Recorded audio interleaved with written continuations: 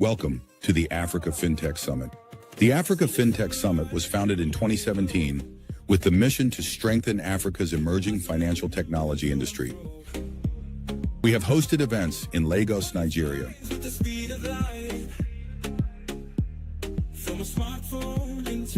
Addis Ababa, Ethiopia,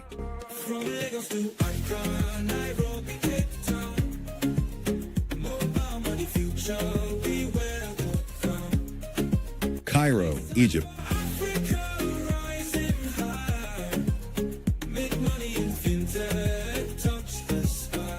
Washington, D.C.,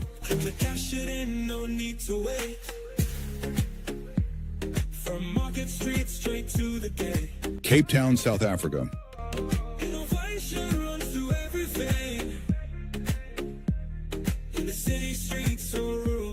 Lusaka, Zambia,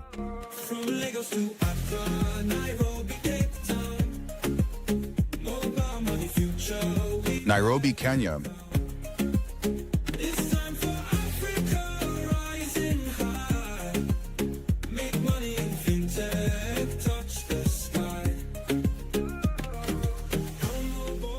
and even a fully virtual summit during the pandemic. As we have grown, so has Africa's fintech industry. In 2025, the journey continues in Ghana. Join us as we gather visionaries, entrepreneurs, and decision makers to shape the future of fintech in Africa. We hope to see you there.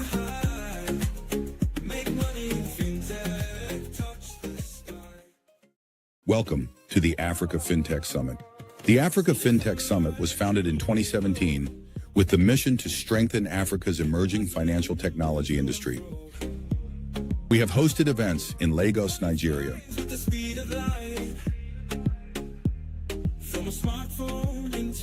Addis Ababa, Ethiopia,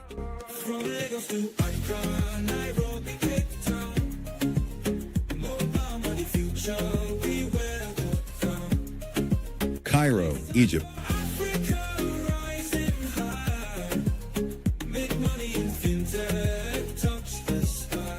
Washington, D.C.,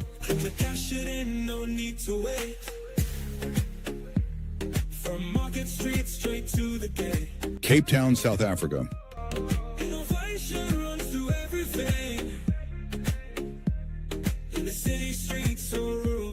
Lusaka, Zambia,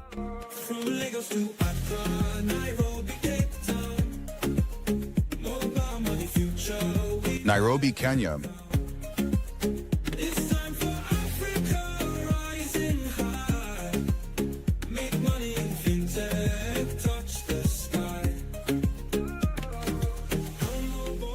and even a fully virtual summit during the pandemic. As we have grown, so has Africa's fintech industry. In 2025, the journey continues in Ghana. Join us as we gather visionaries, entrepreneurs, and decision makers to shape the future of fintech in Africa. We hope to see you there.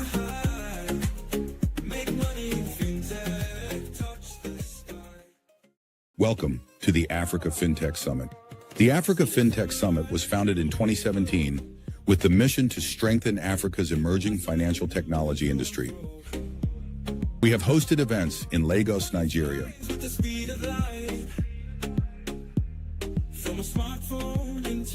Addis Ababa, Ethiopia,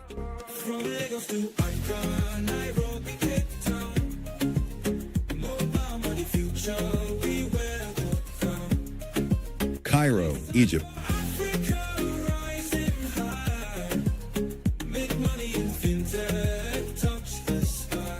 Washington, D.C.,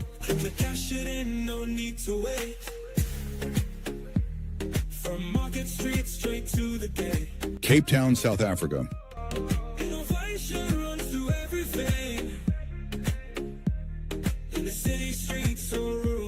Lusaka, Zambia,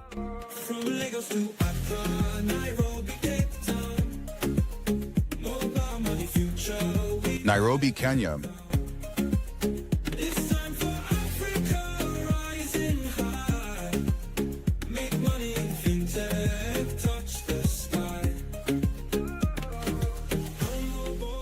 and even a fully virtual summit during the pandemic.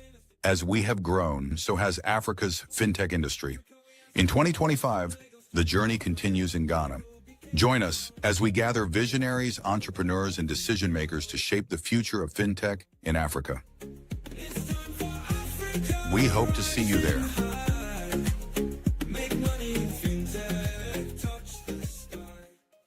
Welcome to the Africa Fintech Summit. The Africa Fintech Summit was founded in 2017 with the mission to strengthen Africa's emerging financial technology industry. We have hosted events in Lagos, Nigeria,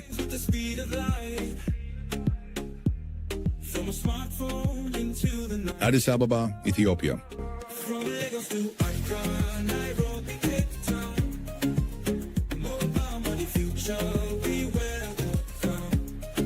Cairo, Egypt,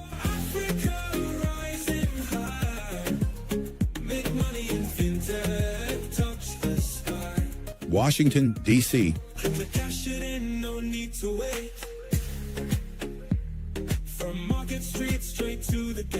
Cape Town, South Africa,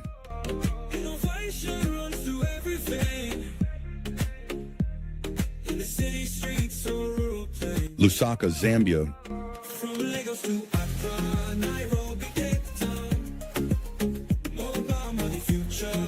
Nairobi, Kenya,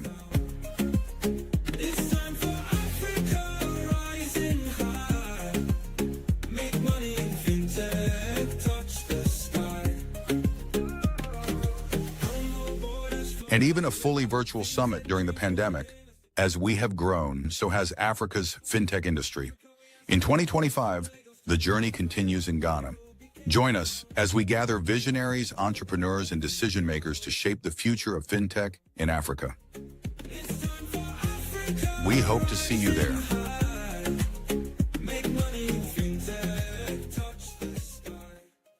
Welcome to the Africa Fintech Summit. The Africa Fintech Summit was founded in 2017 with the mission to strengthen Africa's emerging financial technology industry. We have hosted events in Lagos, Nigeria,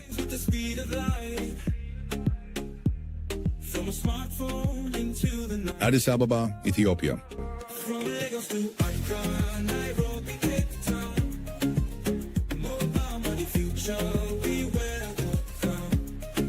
Cairo, Egypt,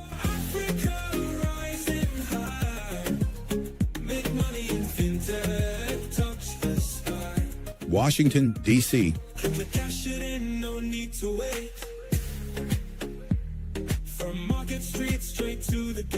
Cape Town, South Africa,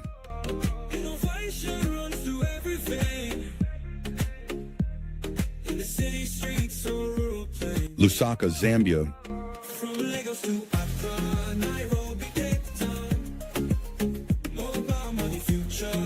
Nairobi, Kenya,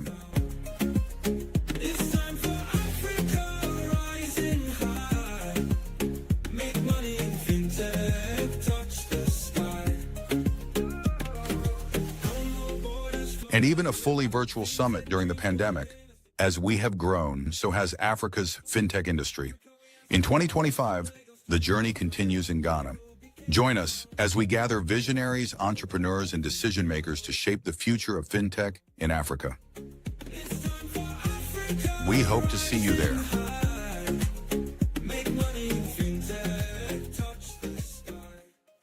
Welcome to the Africa Fintech Summit. The Africa Fintech Summit was founded in 2017 with the mission to strengthen Africa's emerging financial technology industry. We have hosted events in Lagos, Nigeria,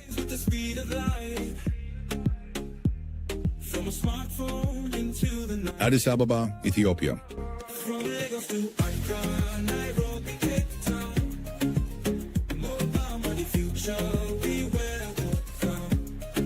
Cairo, Egypt,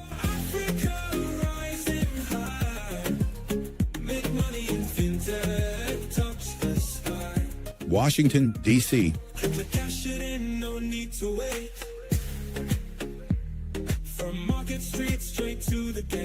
Cape Town, South Africa,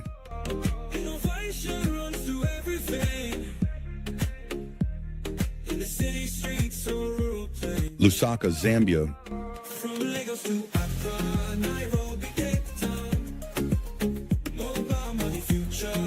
Nairobi, Kenya,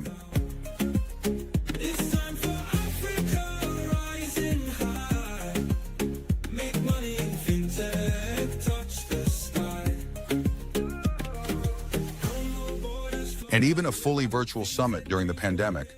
As we have grown, so has Africa's fintech industry. In 2025, the journey continues in Ghana. Join us as we gather visionaries, entrepreneurs, and decision makers to shape the future of fintech in Africa. We hope to see you there.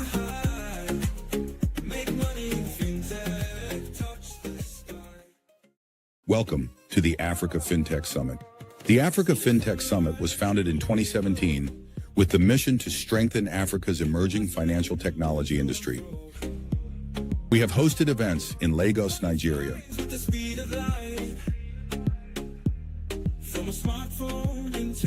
Addis Ababa, Ethiopia,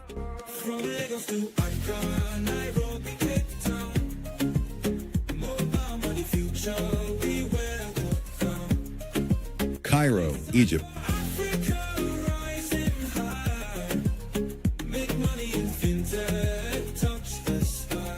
Washington, D.C.,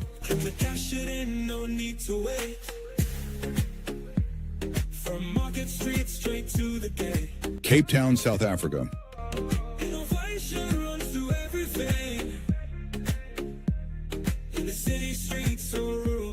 Lusaka, Zambia,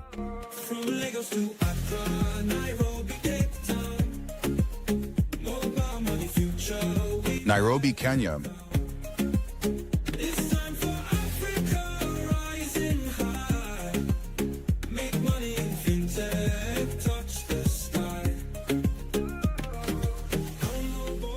and even a fully virtual summit during the pandemic. As we have grown, so has Africa's fintech industry. In 2025, the journey continues in Ghana. Join us as we gather visionaries, entrepreneurs, and decision makers to shape the future of fintech in Africa. We hope to see you there.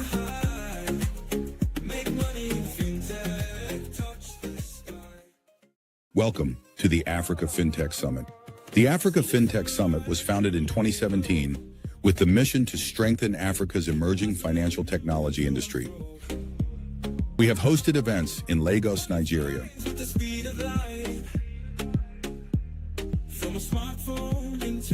Addis Ababa, Ethiopia,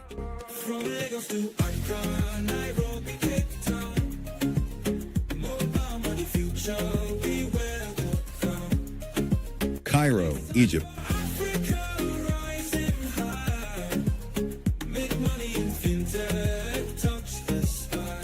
Washington, D.C.,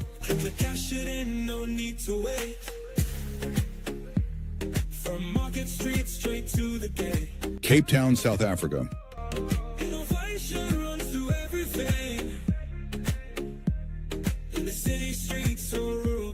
Lusaka, Zambia,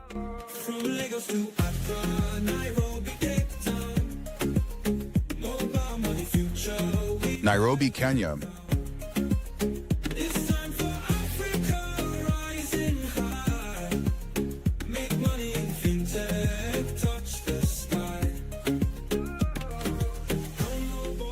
and even a fully virtual summit during the pandemic. As we have grown, so has Africa's fintech industry. In 2025, the journey continues in Ghana. Join us as we gather visionaries, entrepreneurs, and decision makers to shape the future of fintech in Africa.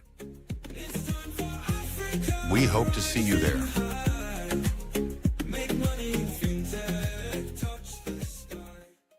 Welcome to the Africa Fintech Summit. The Africa Fintech Summit was founded in 2017 with the mission to strengthen Africa's emerging financial technology industry. We have hosted events in Lagos, Nigeria,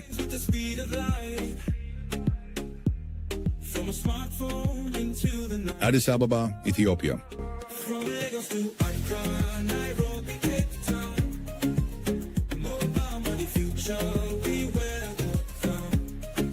Cairo, Egypt,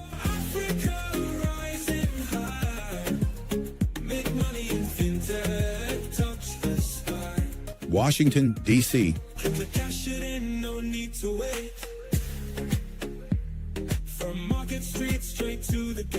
Cape Town, South Africa,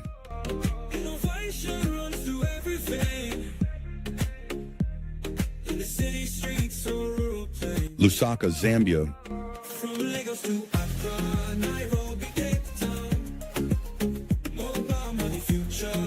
Nairobi, Kenya. It's time for Africa, rising high. Make money in fintech, touch the sky. No borders. And even a fully virtual summit during the pandemic. As we have grown, so has Africa's fintech industry. In 2025, the journey continues in Ghana. Join us as we gather visionaries, entrepreneurs, and decision makers to shape the future of fintech in Africa. We hope to see you there. Make money in fintech, touch the sky. Summit. The Africa Fintech Summit was founded in 2017 with the mission to strengthen Africa's emerging financial technology industry. We have hosted events in Lagos, Nigeria, With the speed of light. From a smartphone into the night. Addis Ababa, Ethiopia, From Lagos to Accra, Nairobi, Cape Town. Mobile money future, we where will come. Cairo, Egypt, Africa rising high. Make money in fintech, touch the sky. Washington, D.C., Click the cash it in, no need to wait. From Market Street straight to the gate. Cape Town, South Africa, Innovation runs through everything. In the city streets or rural place. Lusaka, Zambia, From Lagos to Accra, Nairobi, Cape Town. Mobile money future, we Nairobi, Kenya, It's time for Africa, rising high. Make money in fintech, touch the sky. No borders. and even a fully virtual summit during the pandemic. As we have grown, so has Africa's fintech industry. In 2025, the journey continues in Ghana. Join us as we gather visionaries, entrepreneurs, and decision makers to shape the future of fintech in Africa. We hope to see you there. Make money in fintech, touch the sky. Welcome to the Africa Fintech Summit. The Africa Fintech Summit was founded in 2017 with the mission to strengthen Africa's emerging financial technology industry. We have hosted events in Lagos, Nigeria, With the speed of light. From a smartphone into the night. Addis Ababa, Ethiopia, From Lagos to Accra, Nairobi, Cape Town. Mobile money future, we where will come. Cairo, Egypt, Africa rising high. Make money in fintech, touch the sky. Washington, D.C., Click the cash it in, no need to wait. From Market Street straight to the gate. Cape Town, South Africa, Innovation runs through everything. In the city streets or rural place. Lusaka, Zambia, From Lagos to Accra, Nairobi, Cape Town. Mobile money future, we Nairobi, Kenya, It's time for Africa, rising high. Make money in fintech, touch the sky. No borders. and even a fully virtual summit during the pandemic. As we have grown, so has Africa's fintech industry. In 2025, the journey continues in Ghana. Join us as we gather visionaries, entrepreneurs, and decision makers to shape the future of fintech in Africa. We hope to see you there. Make money in fintech, touch the sky. Welcome to the Africa Fintech Summit. The Africa Fintech Summit was founded in 2017 with the mission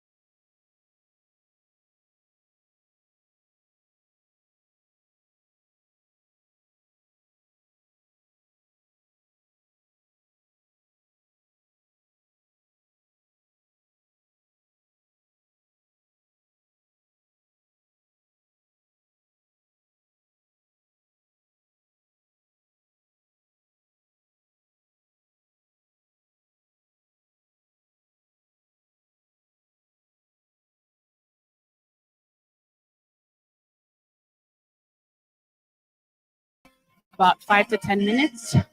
Please, there are refreshments behind you to take to indulge in those refreshments. We'll be starting in a few minutes. Thank you.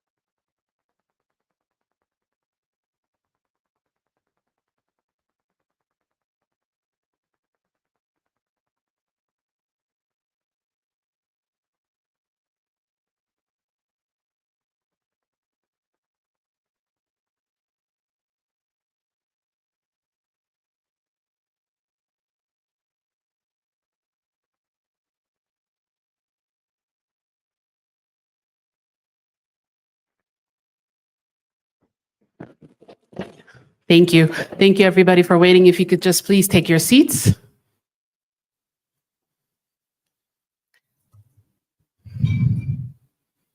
There's some seats in the front from the back.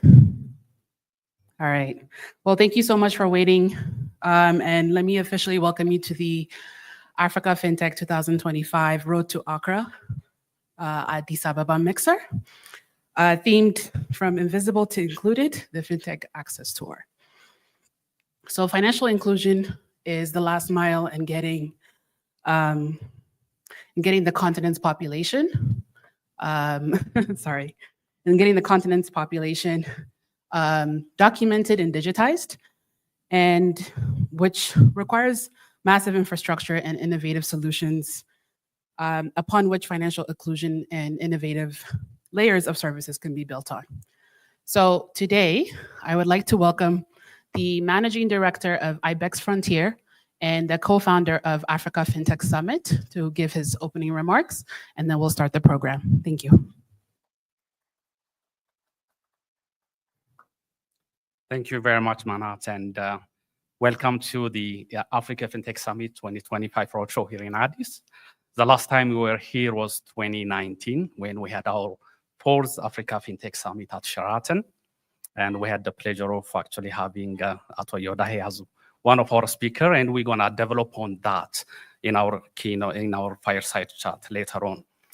Ahead of our 14th edition of the Africa Fintech Summit taking place in Accra this October, we've been having a roadshow in each particular city, depending on what is the theme.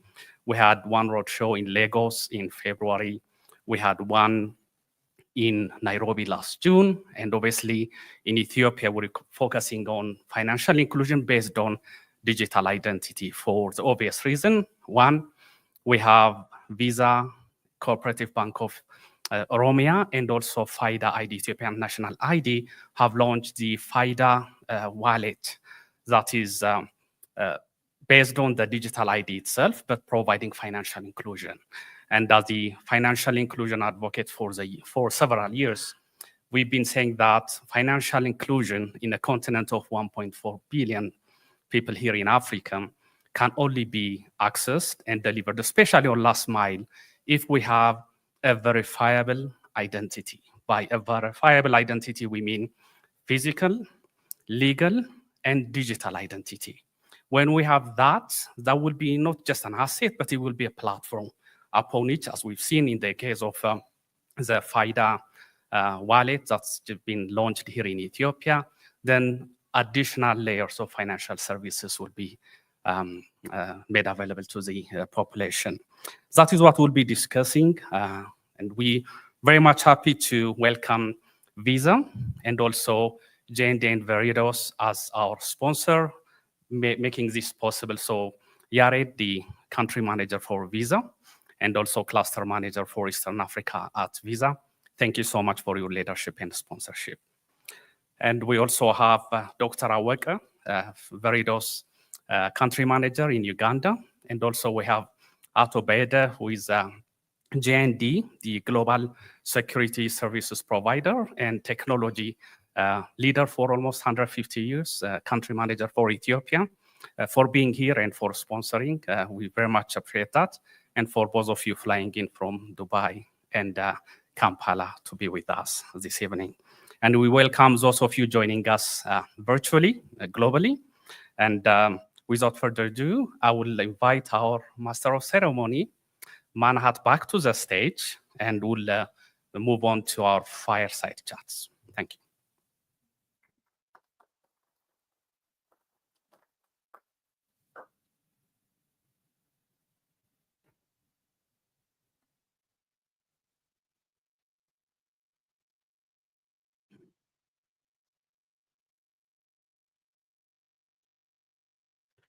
Thank you, Zach. If we can actually go back right onto the stage, we can then welcome Ato Yodahhe Zamikael, Executive Director of the National ID Program, to the stage.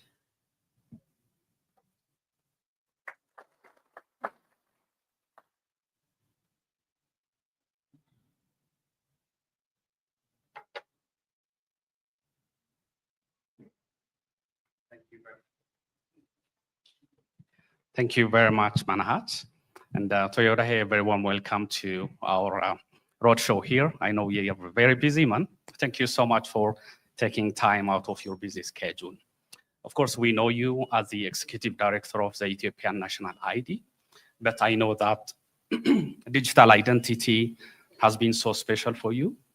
Taking back to our summit in 2019 here in Ethiopia, out of all several panels we had, you chose to speak at the panel entitled Inclusion, Identity, and Innovation.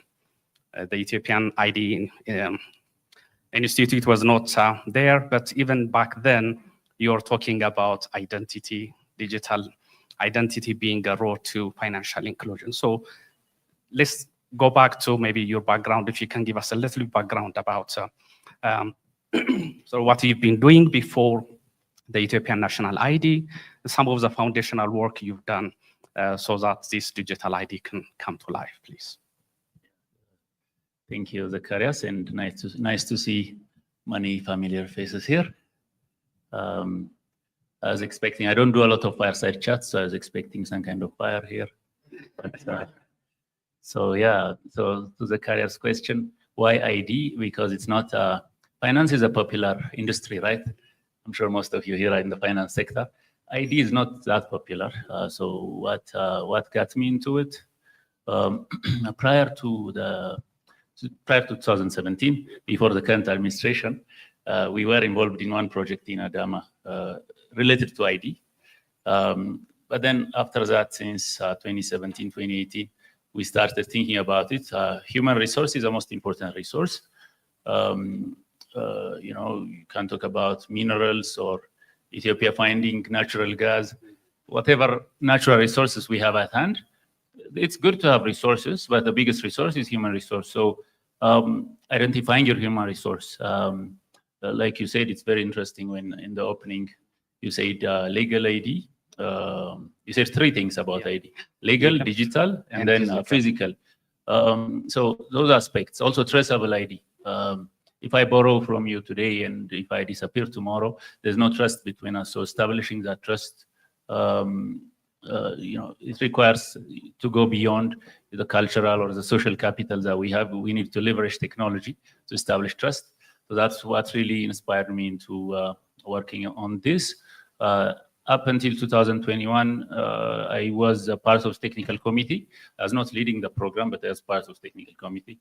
2021, actually 2022 until now, 3.5 years, I've been leading this program. Fantastic. Thank you very much. That is an amazing stride because I remember back in 2019, you were talking about digital identity, and so good to see that. And fast forward, if my statistics is right, you've already issued 21.6 million digital IDs as of now. So can you please give us 22.2? Oh, okay, 22.2. Yeah. That's good. So can you tell us how do you do that? What kind of methodologies do you put in place, especially in rural Ethiopia? And I'm sure you face some challenges. What are the challenges? And then how do you overcome to issue 22.2 million digital IDs, please? Yeah. So when we started off with a pilot, obviously the target was to register everyone. And one of the important keywords was inclusion, having people register without any barrier. You go back, we don't want to return anyone from getting FIDA, irrespective of your income status or resident address, citizenship status. This is a big policy decision. Not everyone is comfortable with it because you can get registered today without really proving your citizenship.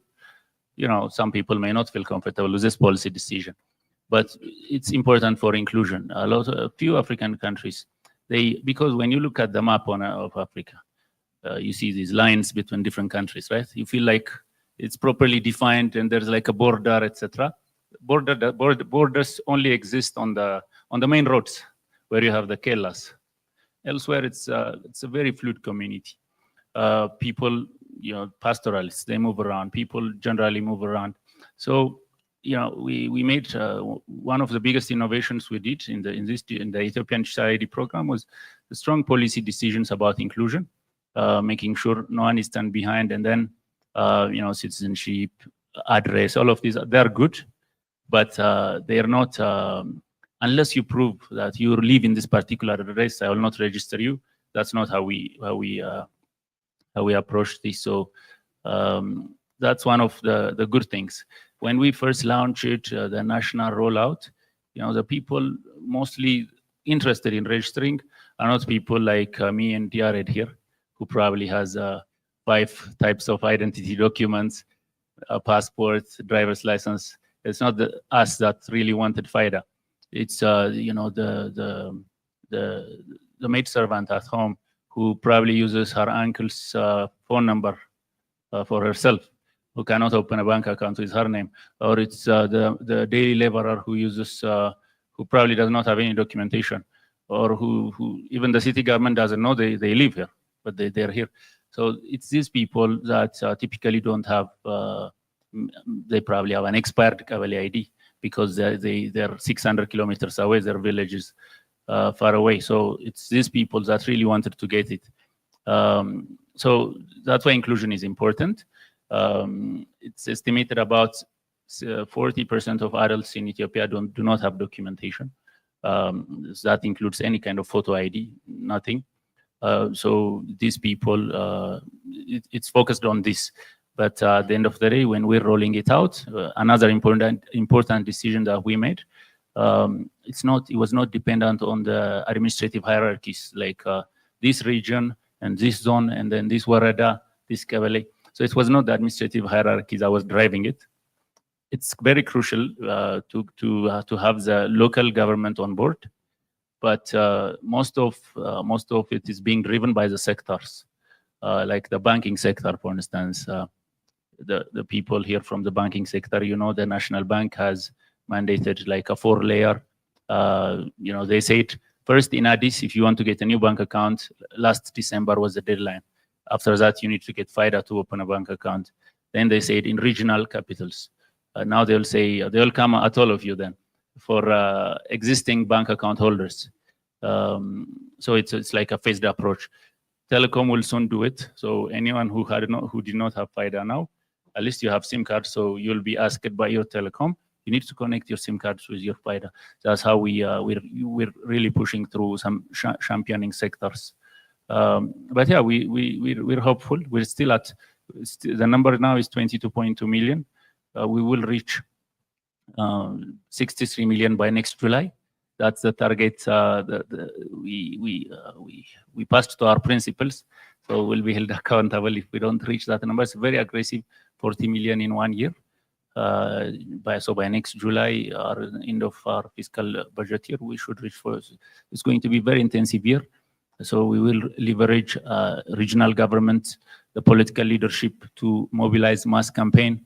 We will leverage the sectors. Health sector will have a certain target. Education will have a certain target, both at the federal and the regional level. And finally, we have registration partners. We're not a digital ID. We see ourselves as a digital company. So we only manage the digital layer.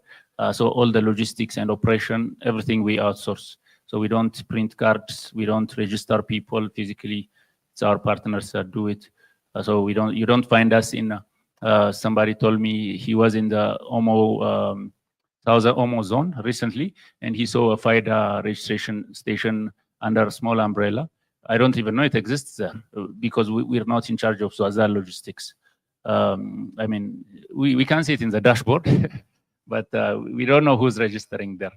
So we're really focused on the making sure the system is responsive, system is healthy. It's a very big challenge. Now we have the very sensitive personal data of millions of people. So protecting it, making sure it's secure, but also accessible. It's not just closing the doors, but making sure whenever KYC requests are required, the system can respond real time. So that's our main day-to-day task. Yeah. Thank you very much. It's really interesting. So the policy space, having bold policy decisions have accelerated this digital ID, and also the sector decision in banking, the telecom, and Ethiopia Post, I also understand. So if you're reaching 63 million digital ID by next year, I'm also assuming, as you alluded to it, you're also enrolling additional sectors, the health sector. So that will help. And in fintech, we say that fintech and financial technology is inclusive, enabling, and actually it makes border less matter. So I think that is the same principle being applied here. So good job. So you also mentioned about KYC. So far you've enabled over 28 million eKYC verification. So can you tell us who is accessing that KYC? So what is the process? Is it banks, the telecom companies, the fintechs? Who access that, and how does it work? And how does it help the financial inclusion and then the financial integrity of transactions taking place in the country? So yeah, to explain it simply, say you have a mobile money app or you have a banking, some kind of application on your phone that usually you just downloaded it. It lets you either create a new account or it lets you sign in with an existing account. So you'll have a third option that lets you sign in with FIDA. Basically, it's a single sign-on kind of solution. So by signing in with FIDA, number one, you get as a bank or as whoever is providing that the service, the service for the application, you get a verified identity, and you get easy onboarding. I don't have to spend 5 minutes entering my address, my gender, my date of birth, etc., and taking a selfie and uploading into the photo. So onboarding is smooth, identity is verified.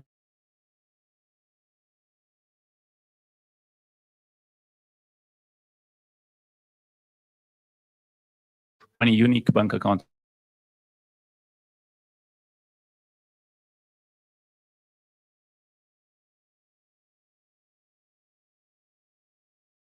policy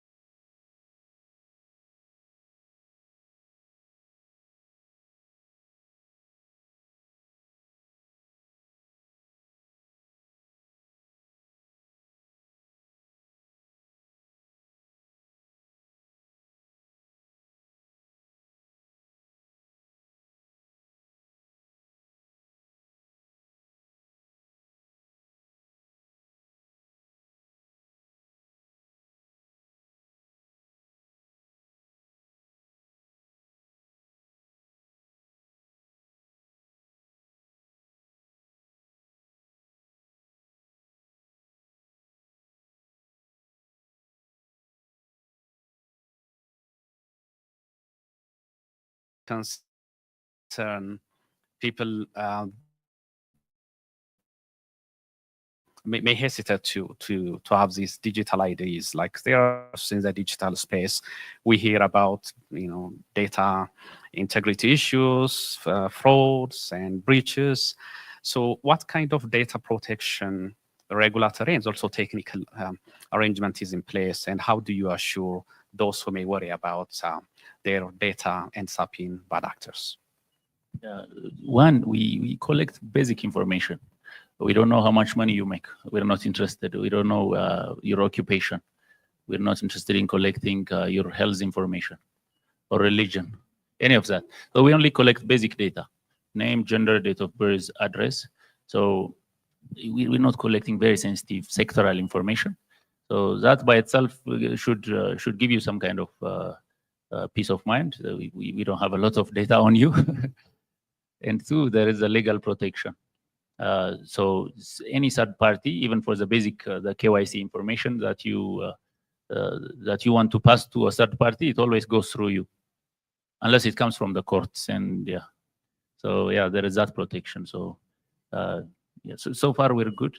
Some people, for some reason, some journalist told me last time, he said he was talking to somebody over the phone, and he said the other person on the phone told him, I can't say much on this SIM card because I've registered on FIDA with this number. So some people, for some reason, feel like they're being, I don't know, Yeah, there is that, but it's unfounded. So there is strong legal and a technological safeguard. Thank you very much. So obviously, this event is talking about the FIDA digital wallets in partnership with Visa and Coop Bank. You've started the digital wallet. So can you tell us what was the intention, and also what does it mean for the consumers in the financial sector? And looking ahead, I presume the FIDA digital wallet is just one of the added services you're starting. Can we expect something else that you'll be spearheading as an additional service to consumers? Yeah, no, we've been very focused on ID, but the natural extension of ID, or the one that has true impact on citizens, on people's lives, is, for instance, say I get a notification on my phone that says, you need to pay your land lease, or you need to renew your driver's license, something like that. Some things I would have taken 2 days off to accomplish at the sub-city or at the Warada office. Being able to do it here. Sometimes when we talk about e-services or digitizing government services, sometimes they tell you, no, this service is very, it has money involved, it has all of these things, so you have to come in person. These things you cannot do on the phone. So the vision of FIDA is to enable presence-less services. For instance, say you and me are signing a contract, you're giving me power of attorney, or I'm selling you a car. So it's party A, party B, and then some kind of claim being passed between the two of us. So the digital public infrastructure as a big stack can enable this. Party A and Party B are individuals. We can identify ourselves with our digital ID. And then the claims can be passed around through digital signature. The PKI infrastructure that we have here can enable it. So I'm selling you a car. We agree on that claim. So it can be a smart contract happening on the phone. Government knows exactly what has been transacted. So if there's commission fees, whatever, they can be paid. You and I are both comfortable. This is not a far-off dream. A lot of countries are doing it, even countries much smaller than ours in terms of economy or ICT, manpower or infrastructure. So we can also do it. It's only a culture shift. So that's why we, just like everybody, we were talking about the Ethiopian dream the other time when we were in a training in the African Leadership Academy. So it just occurred to me, we also need to have a FIDA dream. So the FIDA dream is to enable this. Imagine, downloading a digitally signed copy of your title deed on your phone, issued by the proper authority, by the Land Administration Authority, and then using that title deed to get a loan, because the bank doesn't need to keep a physical copy of it to make sure that you've not borrowed elsewhere with that title deed, right? So it's basically FIDA Pass is essentially a credentials container. Credentials are private or public institution issued. By issued, we mean digitally signed and issued, but fully decentralized, authenticable or verifiable credentials. So it's a VC. VC is a standard. It's a common term nowadays, verifiable credentials. So it's a VC container. So it could hold your driver's license. It could hold your educational certificates, just like it holds your digital ID. Also, it could hold your virtual cards in the case of Visa and the financial communities, virtual or digital cards. So any digital credentials can be securely stored. And also the power is at the time of verification, it can be done in a decentralized manner.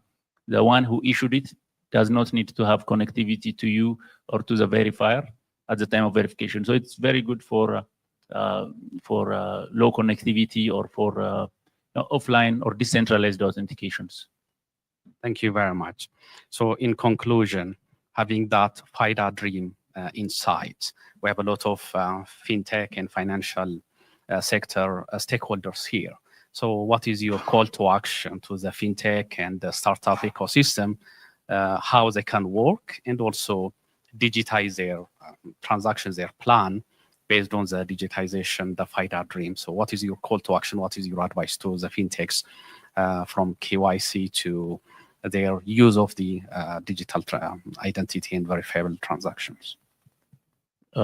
So having a proper in Amharic and economic ማህበረሰብ ምንለው ምንድን ነው በእንግሊዝኛ? Single economic community. Yeah. I need a translator. Yeah, go ahead. Yeah, so it's one nation needs to have a traceable and unique identity within its borders, and leveraging it for whether you're a financial company or a startup. Leveraging FIDA is important. India is a good example. They've had money. These unicorns come out and have all of a sudden they can have 100 million subscribers because they can leverage their foundational ID in their country. So that's number one. So leverage FIDA. To connect to FIDA, you don't need to know me or anyone else. We're making it very simple. Just go online. The documentation is there, so anyone can connect. Not only big banks, startup that that young guy, if he has an app, he can connect to FIDA. So it's a universal. It's a basic service that anyone can access to serve their customers. That's one. FIDA Pass, we also think can be revolutionary because you can publish. It's a one-stop shop, just like Masob. You know about Masob, the government's one-stop shop initiative, where you can get services under one roof. So it's a little bit similar. They can be considered the two faces of a coin. So it's a one-stop shop where we can have, as a citizen, your driver's license in one wallet, in one government wallet, your virtual payment card in one wallet, or any other government or private sector issued credentials in one place. So that can be really powerful. Yeah, I guess this is it. Yeah. Thank you so much. So Yodahhe, thank you so much for taking the time out of your busy schedule and gracing our roadshow with your presence. And thank you so much. Please join me thanking Yodahhe for his presence.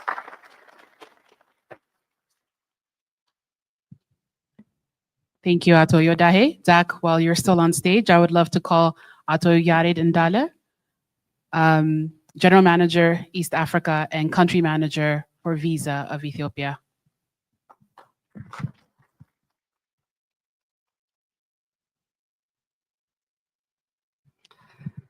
Okay, Ato Yared, welcome to the stage. We've been working hard across many time zones for the last couple of weeks to make this a reality. So thank you so much for being a crucial part of this roadshow preparation. And thank you for your leadership, not only in Ethiopia, but also across Eastern Africa on behalf of Visa. So we know you as the country manager of Visa here in Ethiopia and cluster manager for Eastern Africa, but let's go back and then give us a little bit background about yourself and your introduction to the financial technology space and what you've done before you joined Visa to start with. Thank you so much. It's very difficult to come behind Yodahhe. So I'm gonna make it a little bit, try to make it interesting as he did. So background, yeah, for a lot of people might not probably know, but when I started, my first degree is applied physics. Applied physics, minor in computer science. Yodahhe will know. We have done our school in campus. So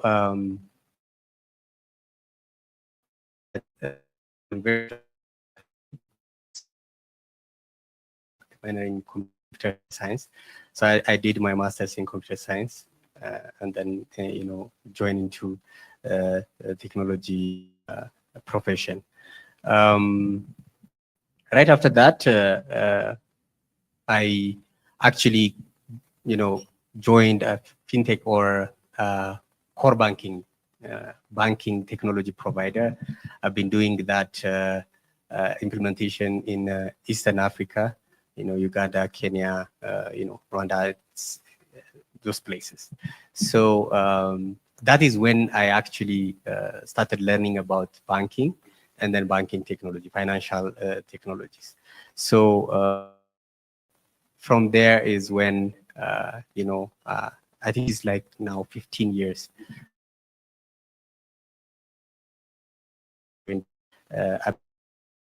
Project management. Actually, that is what led me to more into business. So I always say that I'm a project manager by heart anywhere, even if in this role as well, I actually get into those nitty-gritty sometimes when it comes to the project manager in me comes out usually. So that's how I am became more interested into more leadership, business, and strategy and things like that. Yeah. Fantastic. Thank you very much. So in that journey, you've been a global nomad, as we call it, and you've been working in other countries. And let me go back to a few years when you were visiting Ethiopia from your technologically advanced city where you were living in, and what did you notice, and what did that experience inspire you to do? And also maybe moving to Ethiopia, can you give us a little bit background about that? So yeah, so I didn't spend a lot of time in that place, but then as I said, I've been working in Eastern Africa region, and then come back and worked in the financial sector in Ethiopia, and then I went to UAE, Abu Dhabi. I used to work as actually a project manager for digital banking in commercial Abu Dhabi Commercial Bank. So it was actually after COVID when I came back. I've seen that there is contact. I mean, like virtual banks. So that is by a Bank of Abyssinia, and apparently I was working on the same project in the other side. It is called UBank.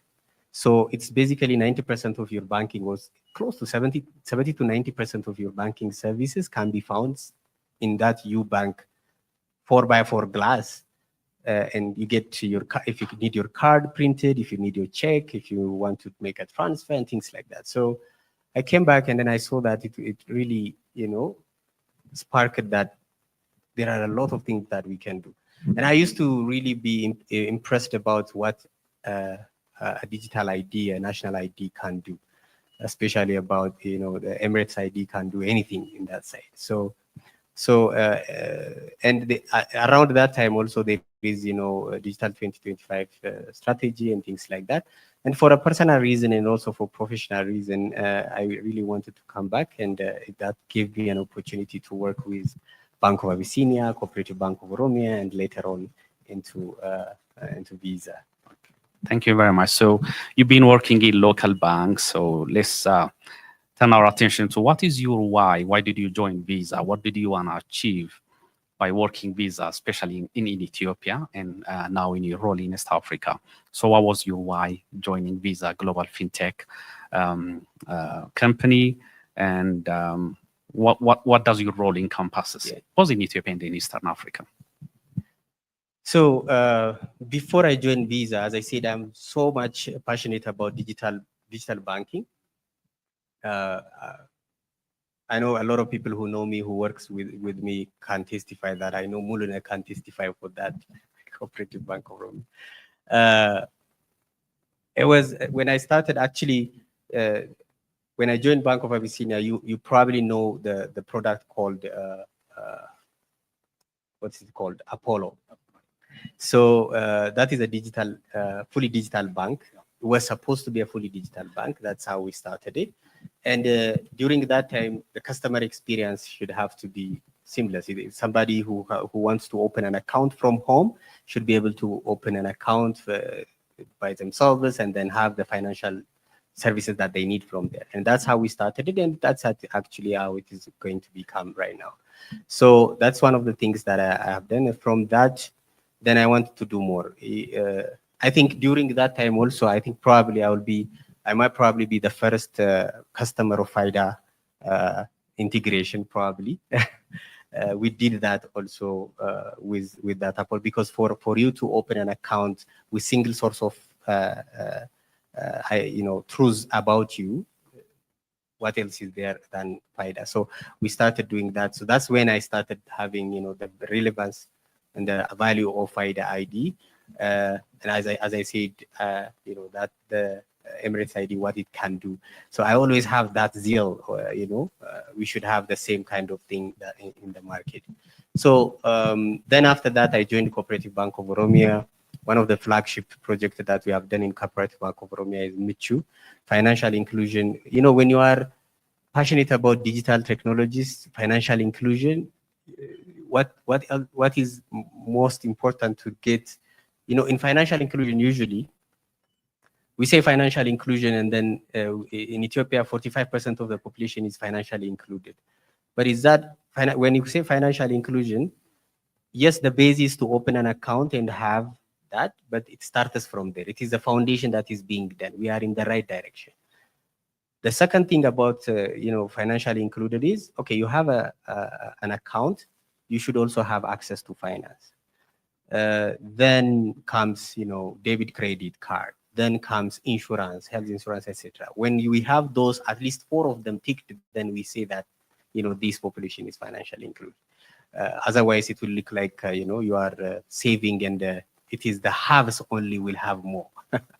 So that is the passion that I have. So Mechu is one of the products that I really put my heart into and work together with the team. It's not, when I joined, Cooperative Bank of Oromia, it has already been started. It is great. So we put together a good force with the fintech company Kapiya, and now I think it is one of the influential financial inclusion platform that is one of available in the market. So with all that, I'm deeply passionate, always want to do more and grow. So after that, when the visa opportunity came, that's another opportunity for me with a bigger brand, bigger, resources and reach. And it is also now after I joined Visa, I work for the 32 banks now. So it is an amazing journey. We have done a lot. We have been doing a lot. There is a lot to be done in Ethiopia right now when it comes to, financial inclusion, etc. And one of the things that we are doing with the FIDA team and the National ID is also, a testament for that. As Visa, so what I do is, as country manager, Visa Ethiopia, I create a lasting relationship with the regulator, with the financial institution, with the fintechs, which I actually, I'm very passionate about, because I strongly believe that, it's not the fintech, or it's not even Visa who solves the problem of the country. It's actually the homegrown fintechs who understands and sees the problem every day, who can solve that problem. So I'm very much passionate about the fintechs. I'm very close to our fintechs. Our programs like Visa Accelerator program, is very, very much, deep into the country as well. Visa Everywhere initiative has shown us a lot of fintechs, capable fintechs in our country. Them, we work together with every one of them. That is also one thing that I do. And also, creating opportunities and seeing, and co-creation, by the way. Visa has what do you call it? An innovation hub here in Nairobi, and then also in Dubai, close by. And we can, sit with a bank and, create a product that is really relevant to the need of the market. So those are the kinds of things that I do as Visa. Fantastic. And I love how you describe it, actually, the startups that are solving real problems and you're just enabling it. And Visa has been our close partner at Africa Fintech Summit, both in 2022 and also 2024 in Washington, D.C. Your two separate vice presidents being our keynote speakers. In our summit Nairobi last year, we had Chad as our speaker and also Visa as our happy hour sponsor. And on a yearly basis, we have what we call it Excellence in FinTech Award, and we have various categories. And Visa has won Excellence in Enablement category. And it was so fitting because you have so many resources from a $1 billion commitment to Africa 2 years ago, to your Visa Africa FinTech Accelerator program, to Visa Everywhere program. There are so many fintechs and lives you're impacting in the continent. So, so happy to hear that. And some of the startups that are part of your Africa FinTech Accelerator programs are also part of what we call it the Alpha Expo cohort and mini accelerator in Ethiopia.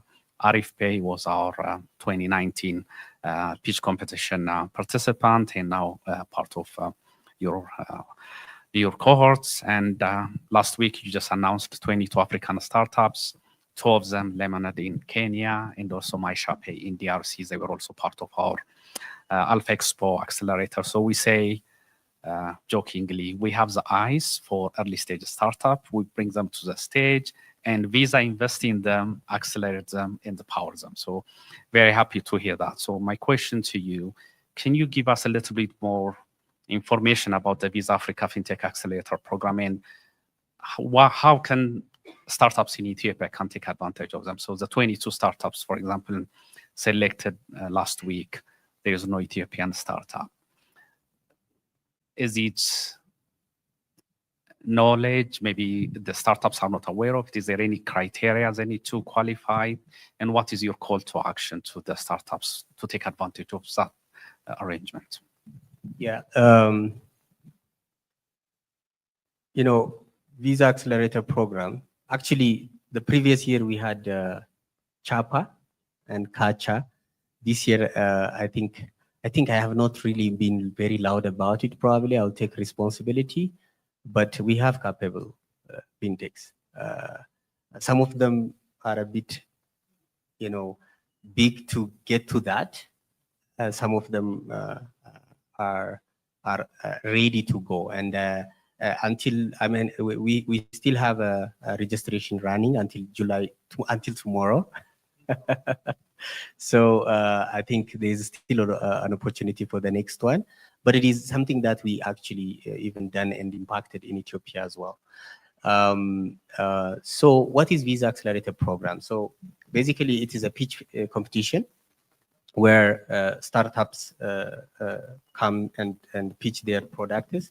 It is recommended to have an MVP. It may have been already sold and went live, or it cannot, it is just in the startup.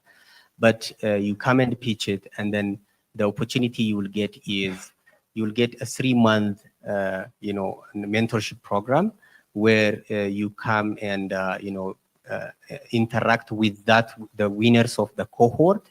And also it will create an opportunity for you to collaborate, to work, to mentor, to get a mentorship with Visa partners in that area. We have around, so far we have around 64 fintechs who benefited out of that from from 3 cohorts, and we have 13 countries represented so far. And the combination of these fintechs, the portfolio is close to 1.1 billion. And then after that, you know, after you go through the 3 months program, this partnership program, the partnership program, or I mean the mentorship program has a lot of programs in it, a lot of courses, you know, exposures, presentations. Even after you finish the pitch competition, that doesn't stop there, and you get more presentation opportunities for different partners and all that. And a lot of these fintechs who actually partner with us got actually millions of dollars. I think the recent that I know is 50 million plus in venture capital immediately. So that is also an opportunity that you will get when you get into the Visa Accelerator program. And the other opportunity that it will give to you is, it's also an opportunity for you to partner, or to, you know, for Visa to invest in you. That's also another opportunity. It's also another opportunity for you to connect to a 65-year-old network through an API that is available free for you. So that is also an opportunity. And it also gives them, these fintechs, an opportunity to build on top of the capabilities of these millions of APIs from Visa. So that is an opportunity that comes with it. So this is what Visa Accelerator program is. That is one of our commitments to the continent. And there's also Visa Everywhere initiative, if you allow me. Visa Everywhere initiative, we have done this 2 years ago. I think Kacha, you know, Smile Pay, you know, Lucky Pay, and those guys are actually, you know, won, and Kanna, you know, from Fintech. they won the competition, and then it also created a lot of opportunity for these fintechs to even, after you win Visa Everywhere initiative, you can also win Visa Accelerator program. We also have another one called the She's Next. Okay. So I was not aware of that. Yeah. yes. So She's Next is for women entrepreneurs. Okay. So the same thing. You come and pitch your idea. Yeah. Does it and have to be doesn't have to technology? yes. It doesn't have to be Good, okay, technology. okay. So it can be actually the one who won last time in Kenya is I think what is it called? Beauty product. It's something like that. So we enable them. It's a visa for everyone. Wherever you want to be is our this thing. Yeah. Yes, great. Thank you so much. And I'm glad. No. I'm glad you mentioned Chapa. Chapa was actually our 2022 pitch competition winner in Cape Town. So glad to see that cross-pollinating in the ecosystem. So the startups, you've heard about the Visa Africa Accelerator Program. You heard about the deadline. So you know what to do. So in closing remark, you work with banks, regulators, but also you work in enable fintech startups. And by fintech, we say any technology-based startup that touches payment. It could be agri-tech, it could be e-commerce, it could be health tech, whatever it is. What is your call to action? What opportunities are there apart from the accelerator program to work with Visa and to partner? You have your APIs. What is your message to the startups here? So apart from all these programs that actually invites them to work with us, there's also the business opportunity, the business part of it. Bayush is here. You can come and talk to her. Bayush is our fintech and acquiring business head. Where is Bayush? Can you wave? She actually, everybody like Chapa, we see you now. Kacha, everyone is talking to her. Even we are working with also Gabea. So there's a lot of opportunity. We can work together. If you have seen Visa's announcement, is mostly it is like Visa with somebody else's logo, which is it's a partnership. So Visa believes that it is in being in partnering that we can solve a community's problem together. As I said, there in the market, people who understand that. So come, let's talk. We can work together. There's also a business opportunity. When you grow, we grow. So that is how we partner with the fintechs. Yeah. Thank you very much, Jared, for giving your time with us. And I know there's quite more coming with your Visa days. There will be more opportunity to learn about and collaborate with you. Thank you so much. Thank you. Thank you so much, Atoyare. Thank you, Zach. And while my team is setting up and adding more chairs to the stage, we do have some networking refreshments behind. So please grab yourself a drink or a snack or a bite. We will also have networking opportunities with both Mr. Yared and I think Ms. Bayu in the back. So we'll make sure that everybody has access to the speakers later. As the team is preparing, I would like to invite our next panel. We have our moderator, Ato Thomas Farrede, from who's a BD at EFT Corporation and an angel tech investor. If I could welcome him to the stage so he can welcome the panelists, that would be great.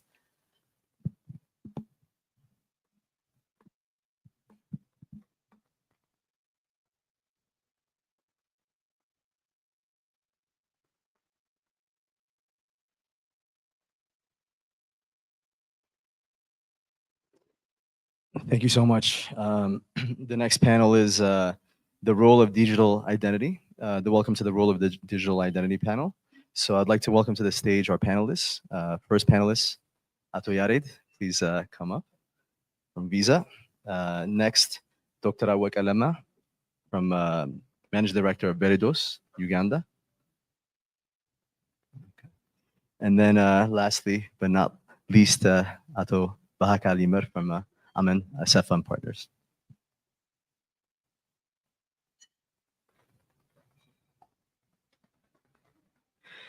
Thank you so much. As Manat said, my name is Thomas. I work in business development at EFT Corporation. EFT Corporation is a banking as a service provider.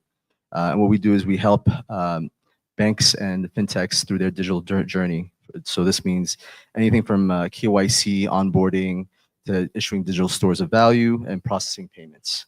We're in 36 countries, processed over $33 billion in payments last year, servicing 100 million consumers. So thanks so much. So maybe I'll start off with allowing each of the panelists to introduce themselves and what they do in digital identity, and what does digital identity mean to you in your sector. So anyone, maybe we can start from Yodahhe.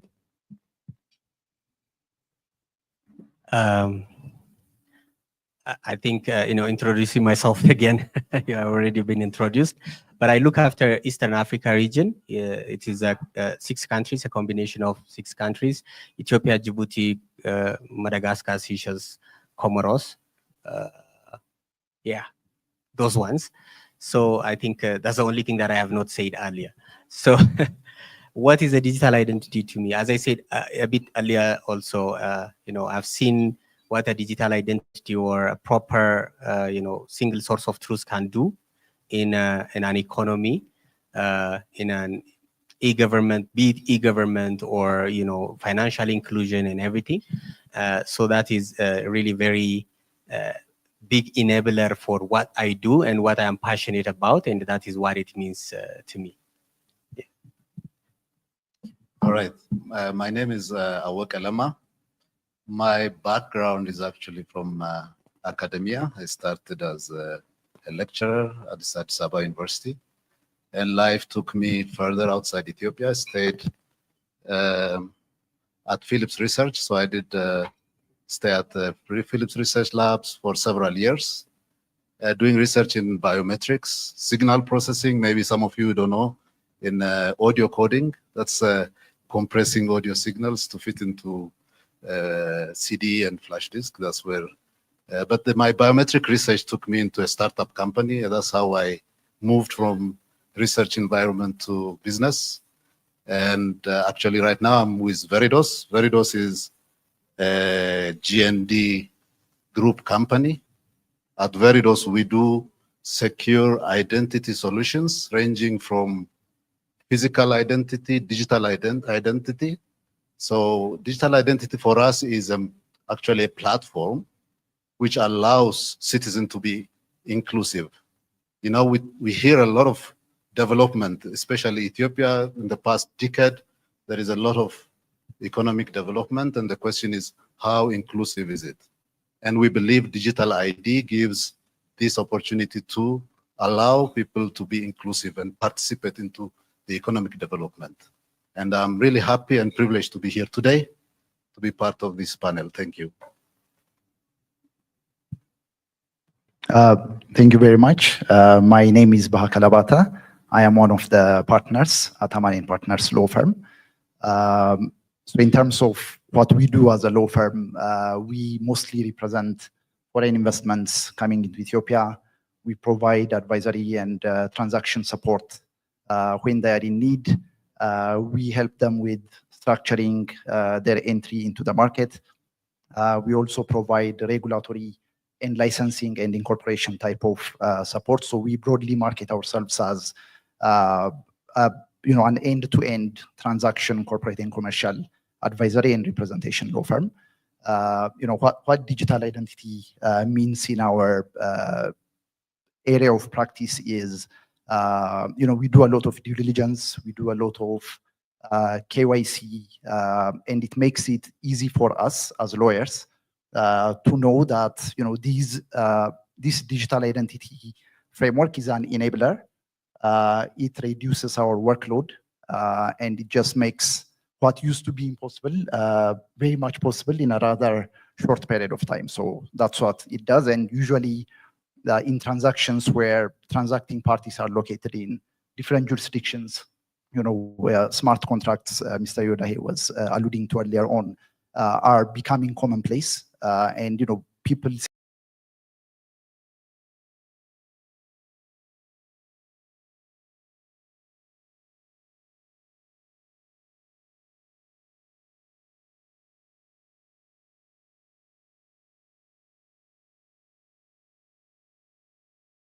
I'm going to ask a couple questions for everyone. Then I'll ask a couple questions specifically directed towards people. And then we'll leave a few minutes at the end for everyone else to ask questions. So the first question that I have here for everyone that feels inclined to answer is digital identity opens the doors for millions of financially excluded citizens, especially in the rural areas, to financial services. In this aspect, how do you see the rollout of digital identity across Ethiopia and the impact it will have on financial services? Okay, let me start. All right. So digital ID actually is an enabler. So it enables huge opportunity. We can look at it as a key to access, into the several eKYC services. But it has to be also secure. So to be able to create trust and usability on a daily basis, you need to have it secured, and also you need to take care of the privacy aspect of the identity. So therefore, from our perspective, if you bathe the digital ID on these fundamentals, it can be used for really bringing out and bringing services and development into the country. Specifically from financial perspective, eKYC is critical. For example, you can imagine these days in Ethiopia, I know if you want to open, to get credit, you need to have collateral, because there is no system of reliably identifying someone or verifiable identity, and that makes service providers to be scared to give credit. Therefore, if you could have this reliable and verifiable identity, you can imagine that this can be open to private entities. Secondly, you can also see that with this private or secure identity, it can also open opportunities for businesses. I was actually when I travel a lot to Ethiopia and I'm trying to rent a car, and I realized it's not possible for me to rent a car without a driver. And I was asking, what's the reason? And they told me they don't trust the individual, because you can go away with the car and no one can trust you. Therefore, these services cannot really develop. So it became holding back some businesses. And if you can create trusted identity, it can open development. Actually, studies show that digital identity, reliable digital identity, can create 3 to 13% GDP growth. And this is a verified study. And for Ethiopia, this could also be like several percentage, like up to 6% GDP growth can be achieved. And this is because it opens up new sectors, new businesses. Therefore, digital ID, I can see it as instrumental in opening new opportunities. But this is not the only financial benefit. You could also consider, get some other benefits, like, for example, inclusion into the social-political aspect of the society, right? For example, voting rights. If you have reliable identity that allows you one voter, one vote, relationship. It could also access to social security and many, many things. I think that I should stop that because I might take too much time. Thank you. Yodahhe, if you have anything to add. Yeah, so I was just gonna highlight the financial inclusion part of it. As I said, it speaks a lot to what I'm passionate about. So I think Yodahhe highlighted earlier very well what it means to bring the people who does not have the identity to come into the financial sector. And it's also very meaningful to the banking sector. I know it's been an ask for a long time, because there is a challenge. So if you look at a story, look at a simple story. A farmer can have a FIDA ID and then can open an account without somebody else that they need in the city or something, and that will enable that person to have a Visa card. So, using that Visa, it's easier for, people like that in rural areas to hold a card and easily transact, be it buying for fertilizers or anything that it really creates. So if we really want to digitize and financially include, these are the kinds of infrastructures that we need to be placed so that we can grow at scale. And it is also one of the enablers of our digital 2025 Ethiopia. I think it's going to be 2030 now. So it is doing its purpose as of now. So just wanted to add that. Thank you so much. And I'd ask the panelists to limit to a couple minutes of answers, if possible, so that we can ask all the questions here. Yodahhe, the next question is for you. Visa has partnered with Digital ID Ethiopia and Cooperative Bank of Oromia to launch FIDA Pass Wallet in Ethiopia. How is the digital wallet integrated in the financial services in Ethiopia? And tractions have you made so far and your outlook? Yeah, so far I think it is still in family and friends testing. We wanted to make it more secure and all the infrastructure ready, and that is where we are. But I think earlier what FIDA Pass means to the national ID, to the market, Yodahhe very much highlighted that. I don't want to repeat, but it is a platform where you will have very many credentials, including Visa credential, and it's a platform, with all those credentials around. If you want to do any transactions and payments, you can use your virtual card. It is also a platform where you will onboard your digital ID, so you can get verification out of that. So it is also a platform where, with all these digital IDs that are created, any one of them can instantly, can create bank accounts with Cooperative Bank of Oromia and get a virtual card issued instantly. And we are also hoping to scale that for a bigger. And I don't want to call it maybe e-government platform, but it is more than that. So that is what we have done, and where we are targeting September to December for it to be available for the market. Fantastic. Bahakal, you've been a bit quiet, so I have a question for you. One particular concern users raise around digital identity is security, data protection, and privacy. What regulatory laws are in place to protect the integrity, access, and usage of digital identities for citizens? What does this mean for stakeholders participating in the digital identity space? Thank you, Thomas. I think the first one is the Ethiopian Digital ID proclamation itself.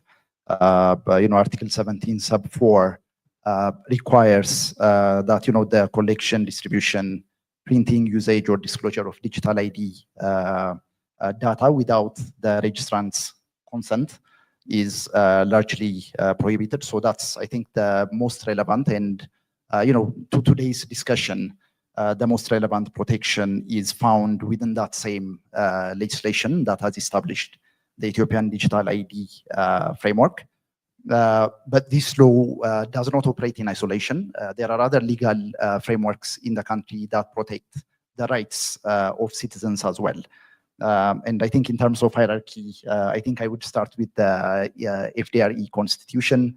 Article 26 talks about the right to privacy of citizens.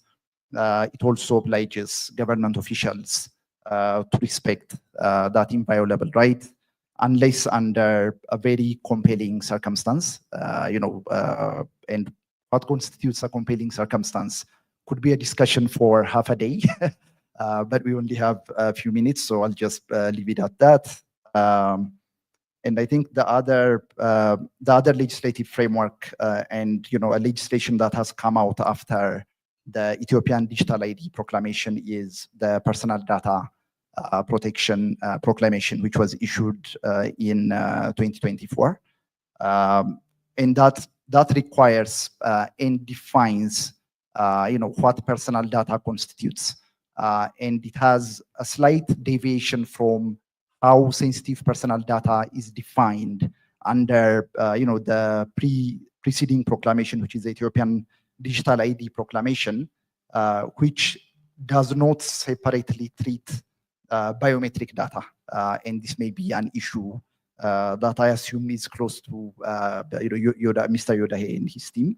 So the personal data protection requires a higher threshold of consent and authorization from the individual in order to access the sensitive personal data, which includes biometric data.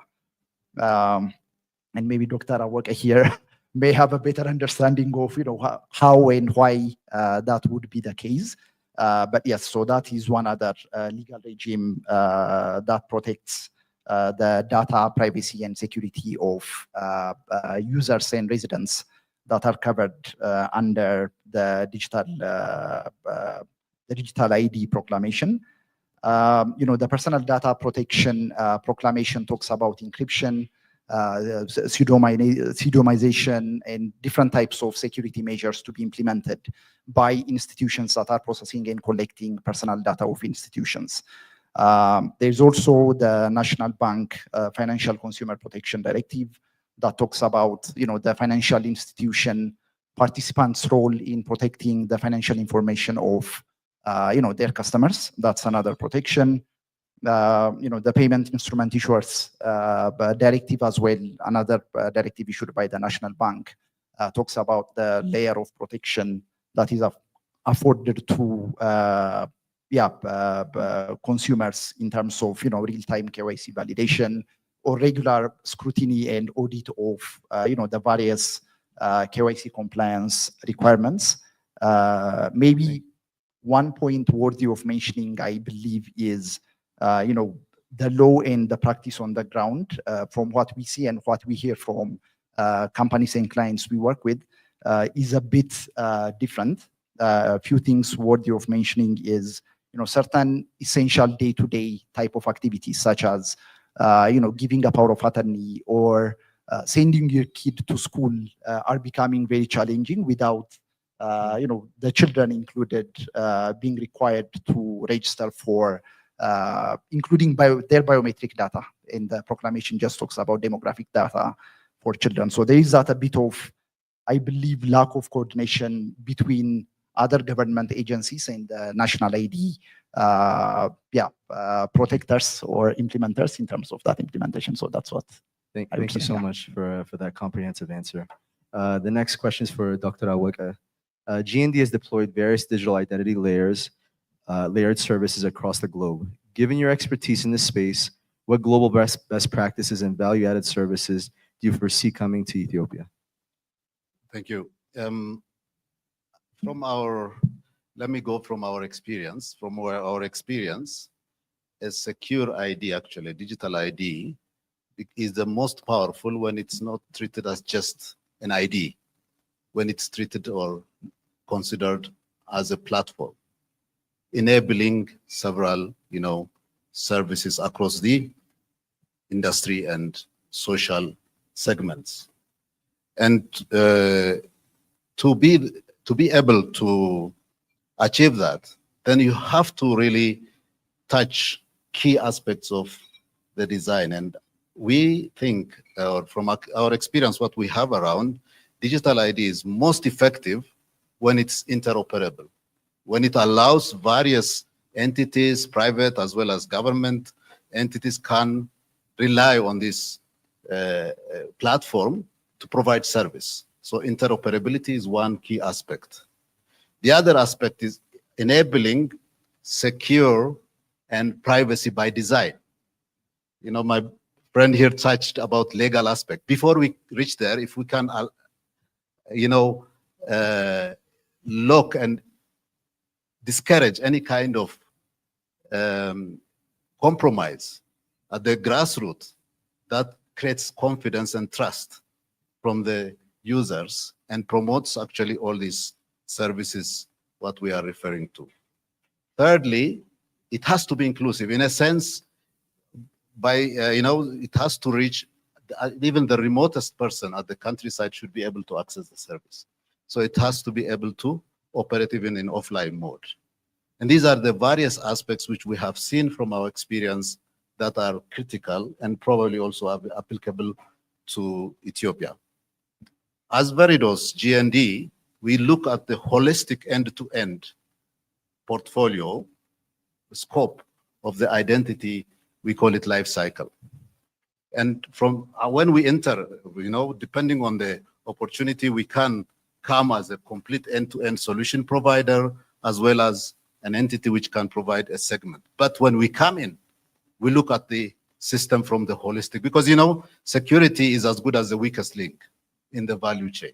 Therefore, we address it from the holistic perspective.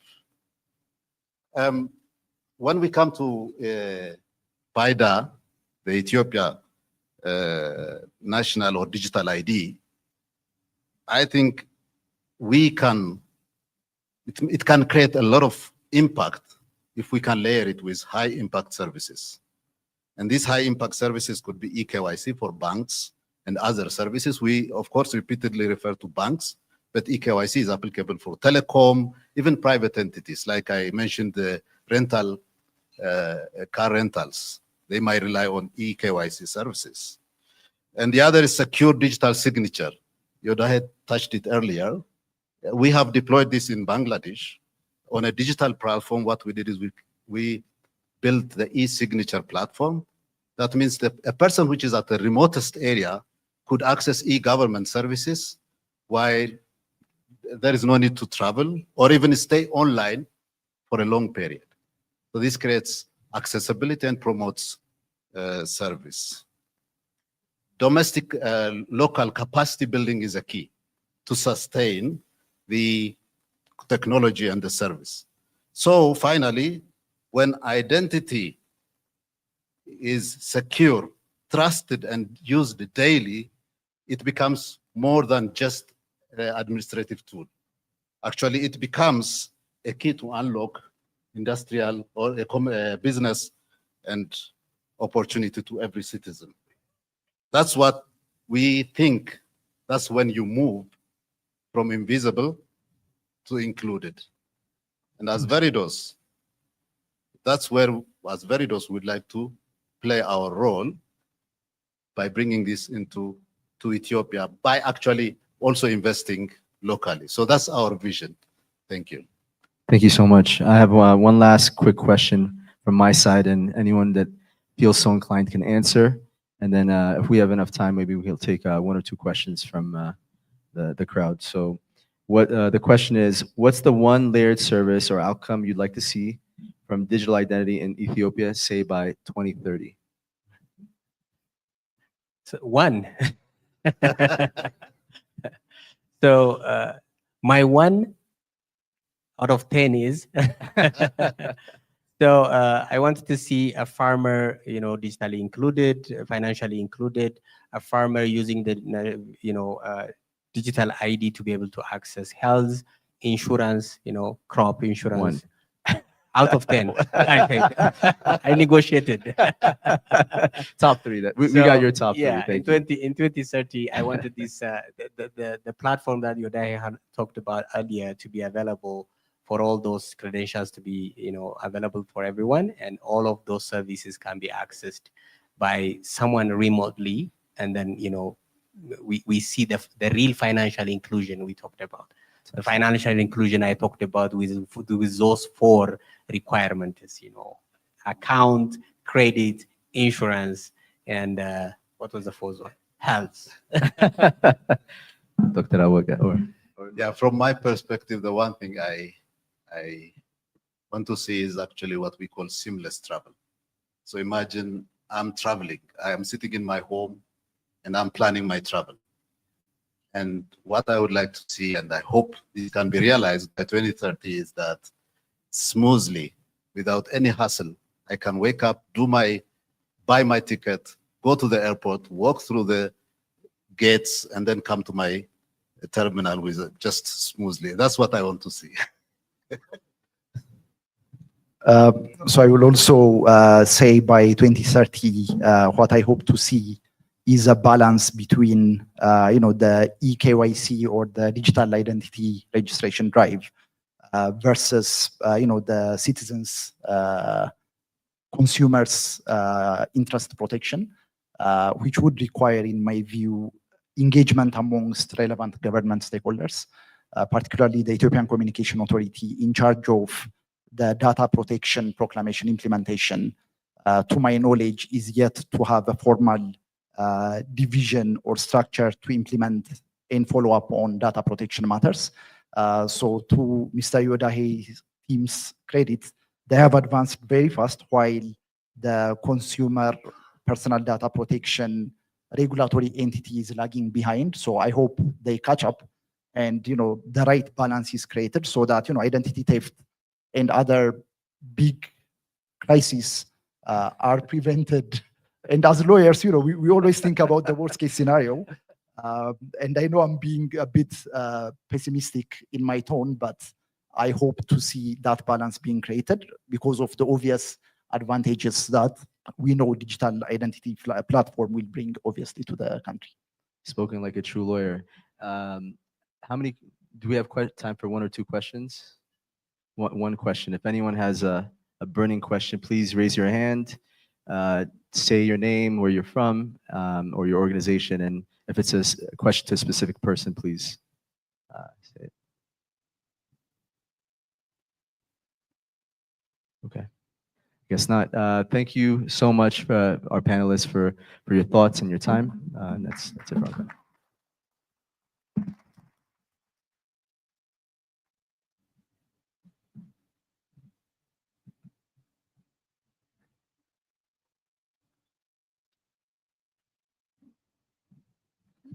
All right. Thank you so much, panelists. Thank you, Thomas, for that scintillating conversation.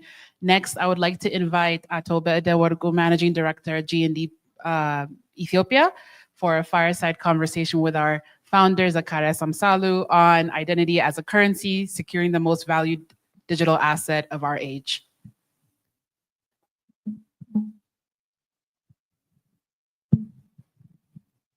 Atawada, welcome. Thank you so much for your time. But before we start, I'm not going to even try to pronounce it. So you've been saying just G+D. Can you just, I know it's a German word, the German company operating for 150 years. Let's start with the pronunciation. How do you pronounce the company name? I would have been very happy to do it if it wasn't for a real German sitting there. Can we try that? And sorry for my voice, but could you? So we will pronounce it Giseke and Gabriel. Junction. Thank you. Thank you very much. We made a GND specifically for this reason. Yeah. And Yodahhe made a couple of corrections, so I'm going to just copy that and make another correction. It's more than 170 years old. That Thank makes you very it much. more than 3 times older than Visa, no offense. But you're also a partner of Visa, so no offense. Generally speaking, of course, everything has been said now, so I'm not going to be technically explaining all of the things GND does, but from the day it started in the day of people writing IOUs on paper, and somebody was, well, I don't want somebody to fake this paper. So it was literally making these certificates in a very intricate design way to make sure that there is trust and confidence when you pass it around. Throughout the ages, they've been involved at the forefront of a lot of technological advances. What made things possible today and what we think is seamless, for example, the SIM card, it's GND who introduced it to commercial use for the first time, the eSIM for Apple, all of the things. Now, the sexiest version and why we are here in Ethiopia for the first reason is because of our participation in the currency area. But what we do is generally really secure the most valuable things in life. So right now in Ethiopia, 2.5 years, main reason is because of our involvement with the National Bank in modernizing the cash infrastructure. But as Ato Awaka mentioned here, Dr. Awaka, Veridos is one of the companies under GND.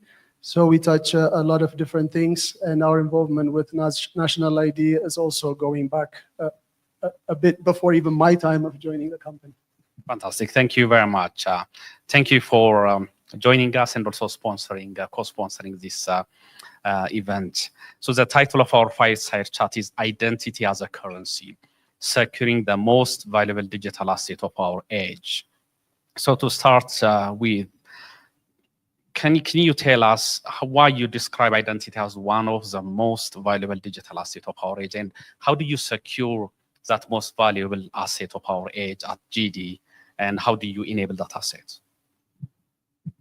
So yes, the technical aspect of a lot of things have been discussed. So I'll just try to use analogy to, let's say if you have safety deposit box in one bank that has a few millions, and another one, a very important land deed, and another one, all of these, if you have one master key, I think the most valuable thing of all is the key, because whoever has this, then they have access to everything. So currency is, of course, an area where we actually also participate in securing it and doing a lot of things. But the idea is this is the most important thing because it unlocks everything. And how we make it secure, again, without being technical, is like Dr. Aweka said, we think of security from the ground up by design, not as a bolt-in at the end. So again, from the old days of making sure what kind of paper can be seen and feel secure, to the digital age, all of our solutions are engineering-based. And we basically put it in one line saying, we engineer trust in the digital world. So this goes into using your identity confidently, to the seamless travel to Dr. Aweka mentioned, which, by the way, I think is also my wish. We're about to embark on the biggest airport possibly in Africa. I think the experience is important because I'm sure all of us, when we walk through or other people come, they tell us there are things we can improve on. And that experience can be easily achieved, of course, on the foundation of identity. But you can also unlock a lot of things, financial, medical, legal. So our thing is design it from the ground up as the most important thing, security by design. Fantastic. Thank you very much. And keeping it as at a layman level without going too much technical as well. So GND is a partner of Visa globally.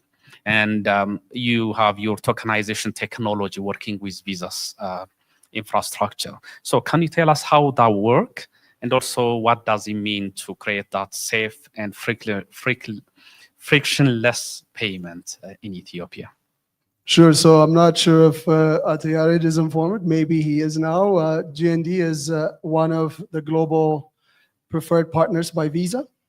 We have a lot of touch points, but one of them, as you mentioned, let's take tokenization, without Yodahhe also mentioned.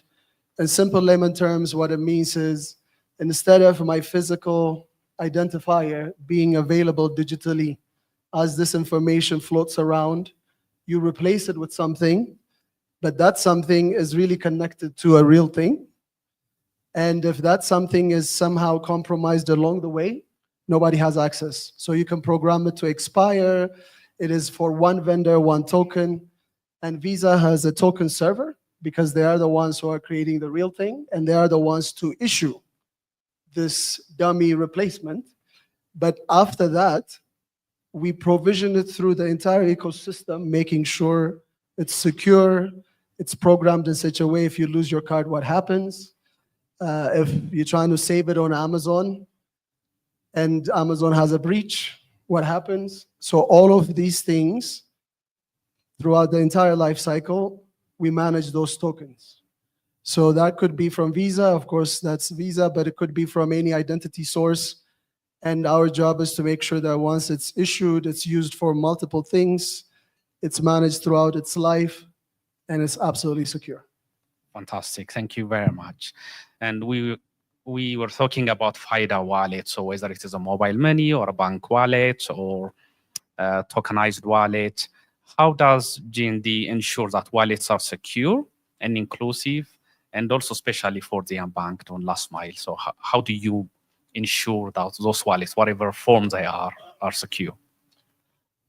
Well, a lot of technical descriptions have been given again.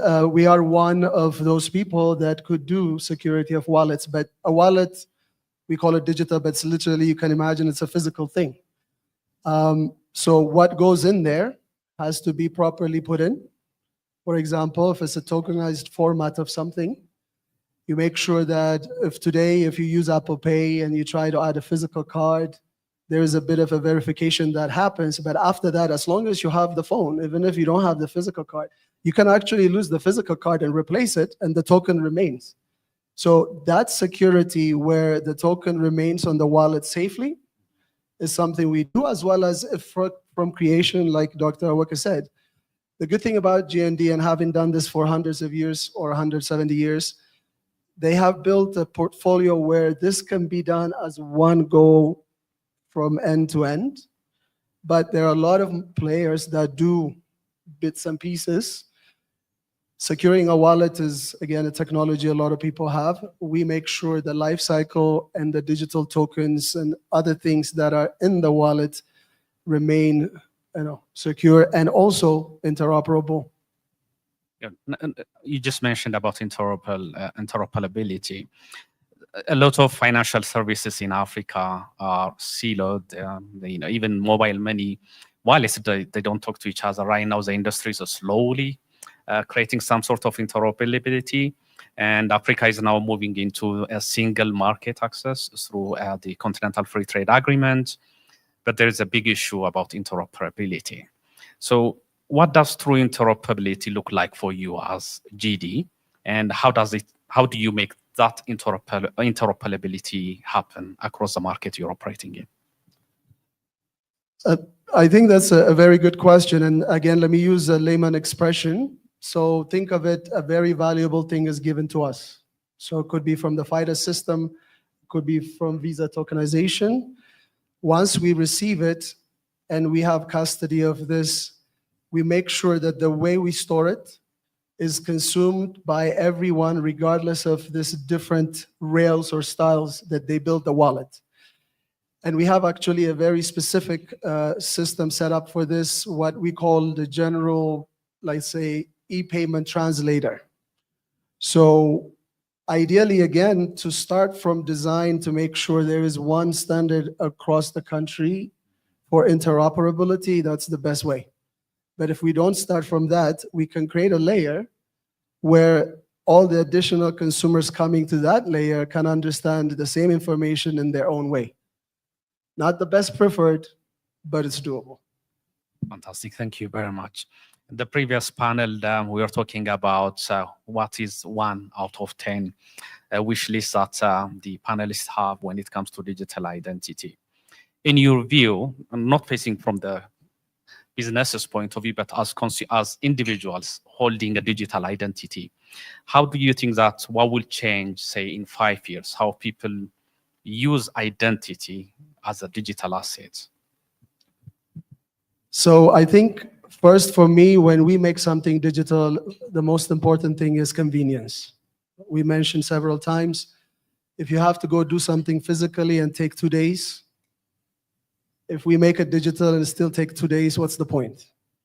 So ideally, what I'd like to see is all of this foundational work that is done by the government, well-meaning people with a lot of sweat, has to pay off, making our life easier. I don't want to harp on this, but I'm a frequent traveler, and I can tell you, let's say, what is possible at the cutting edge in 5 years. For example, there is something as a concept floating around called self-sovereign identification. What does it mean? In digital ID right now, like Yodahhe said, there is your birth date. Whoever is going there to see how old you are, they're looking at your birth date. But there is a way that you can say, okay, I'm trying to buy alcohol or age-limited something. What you need to know is I'm 21, not when I was born. So this is the cutting edge. There are things like this, for example, your biometric identification itself is the last identification you need. Now, the use case is very, very easy, but mind-blowing. I don't know how many people are aware of this, but there are some stores in the US that Amazon has created. You go pick up a Coke and you just walk out. There is no human being. The entire place is looking at your biometric, identifying you, crediting or debiting your account, adjusting the inventory. For Ethiopia, maybe. But seamless travel, I believe it's doable. It will touch on a lot of things that we try to do as our, let's say, economic transformation. Tourism is one thing, making customers flow easily translates into their time spent enjoying it, buying duty free. So my wish is add services onto this very important foundation. And one specific thing, hopefully in the new airport, we would get this smart or seamless travel where most of it is frictionless. Fantastic. Thank you very much. And in concluding question, you are behind any valuable asset that need to be protected, from currencies to digital assets to tokenized properties. And you work with central banks, governments, conglomerates, but we also have early stage startups and fintechs here. So what is your call to action to fintechs and the startups when it comes to opportunity to work with GND and Veridos? And what is your advice from your professional point of view as a digital security expert? What would you advise for them to incorporate in their operation? So I am going to be a bit modest here and use an Amharic word, "Mattina." I don't think I am in a position of giving ideas to the local place. They, as mentioned, a lot of the startups that you've mentioned, there's a lot that happened. We're learning. I am very happy for this opportunity to actually say GND is here. We like to hear and learn, but simple thing is, if we're starting something from scratch, then it's always important if we think foundationally from the ground up, how identity and this kind of digital security can be programmed into it. So this trust is available, and the car rent or everything can build on top of that. So this is the only thing that I'd say. Anything beyond that, I think I don't know enough yet about the local. Thank you very much for your modesty. And if any of what Bader has said is a little bit too much and above your pay grade, he's tried to make it as simple as possible. But you'll find him after maybe this event during the networking, try to have a little bit more. I think Dr. Awaka, you may be a little bit too technical from what what we said, but we need both technical and also this explanation. So, Bader, thank you so much for flying in and joining us and giving us your insight and sponsoring this event. Thank you so much. Thank you very much.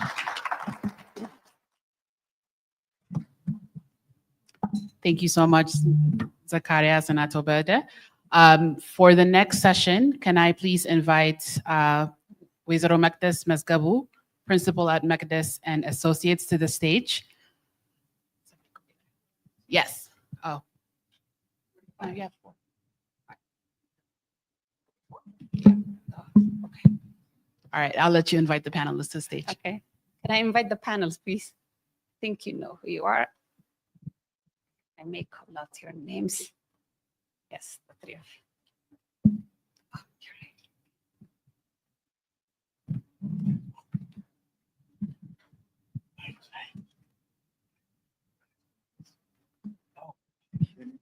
Yeah.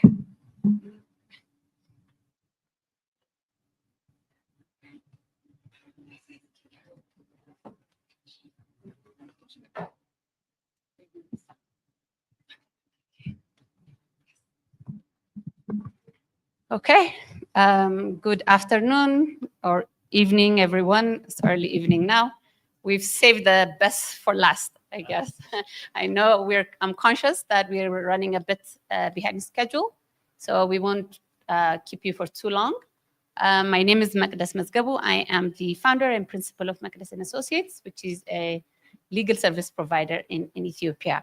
So I'll be moderating this session, which is under the topic capital inflow and policy shifts, what Ethiopia banking opening means.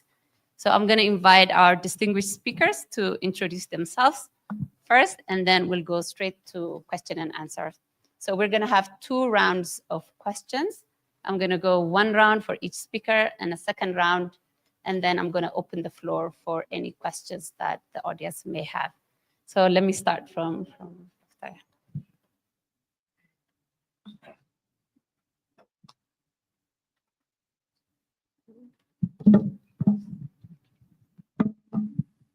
Okay, thank you very much for the opportunity. My name is Muluna. I'm the Chief Financial Officer at Cooperative Bank of Rwanda. Good evening. Thank you, Mekdes. My name is Cyril Ofula. I head of products in M-Pesa, supporting Safaricom Ethiopia, M-Pesa. Originally from Kenya, but on secondment to help the team set up M-Pesa in Ethiopia. Thank you. Thank you so much. I'm happy to be here. I'm Andualem Hailu. I'm a CEO for the Awash Capital, which is an investment bank under formation. Hi, my name is Asafat Mura. I'm the Senior Advisor at the Ethiopian Capital Market Authority. Okay, great. So just to sort of set the scene, I have some data that I have pulled from the National Bank on generally about the financial sector in Ethiopia. So currently there are 32 banks, 15 microfinance institutions, 18 insurance companies, 6 asset finance firms, and some 18 payment instrument issuers who are currently operating in Ethiopia. So, so as we all probably know, all of the banks, the insurance, the MFIs are all locally owned.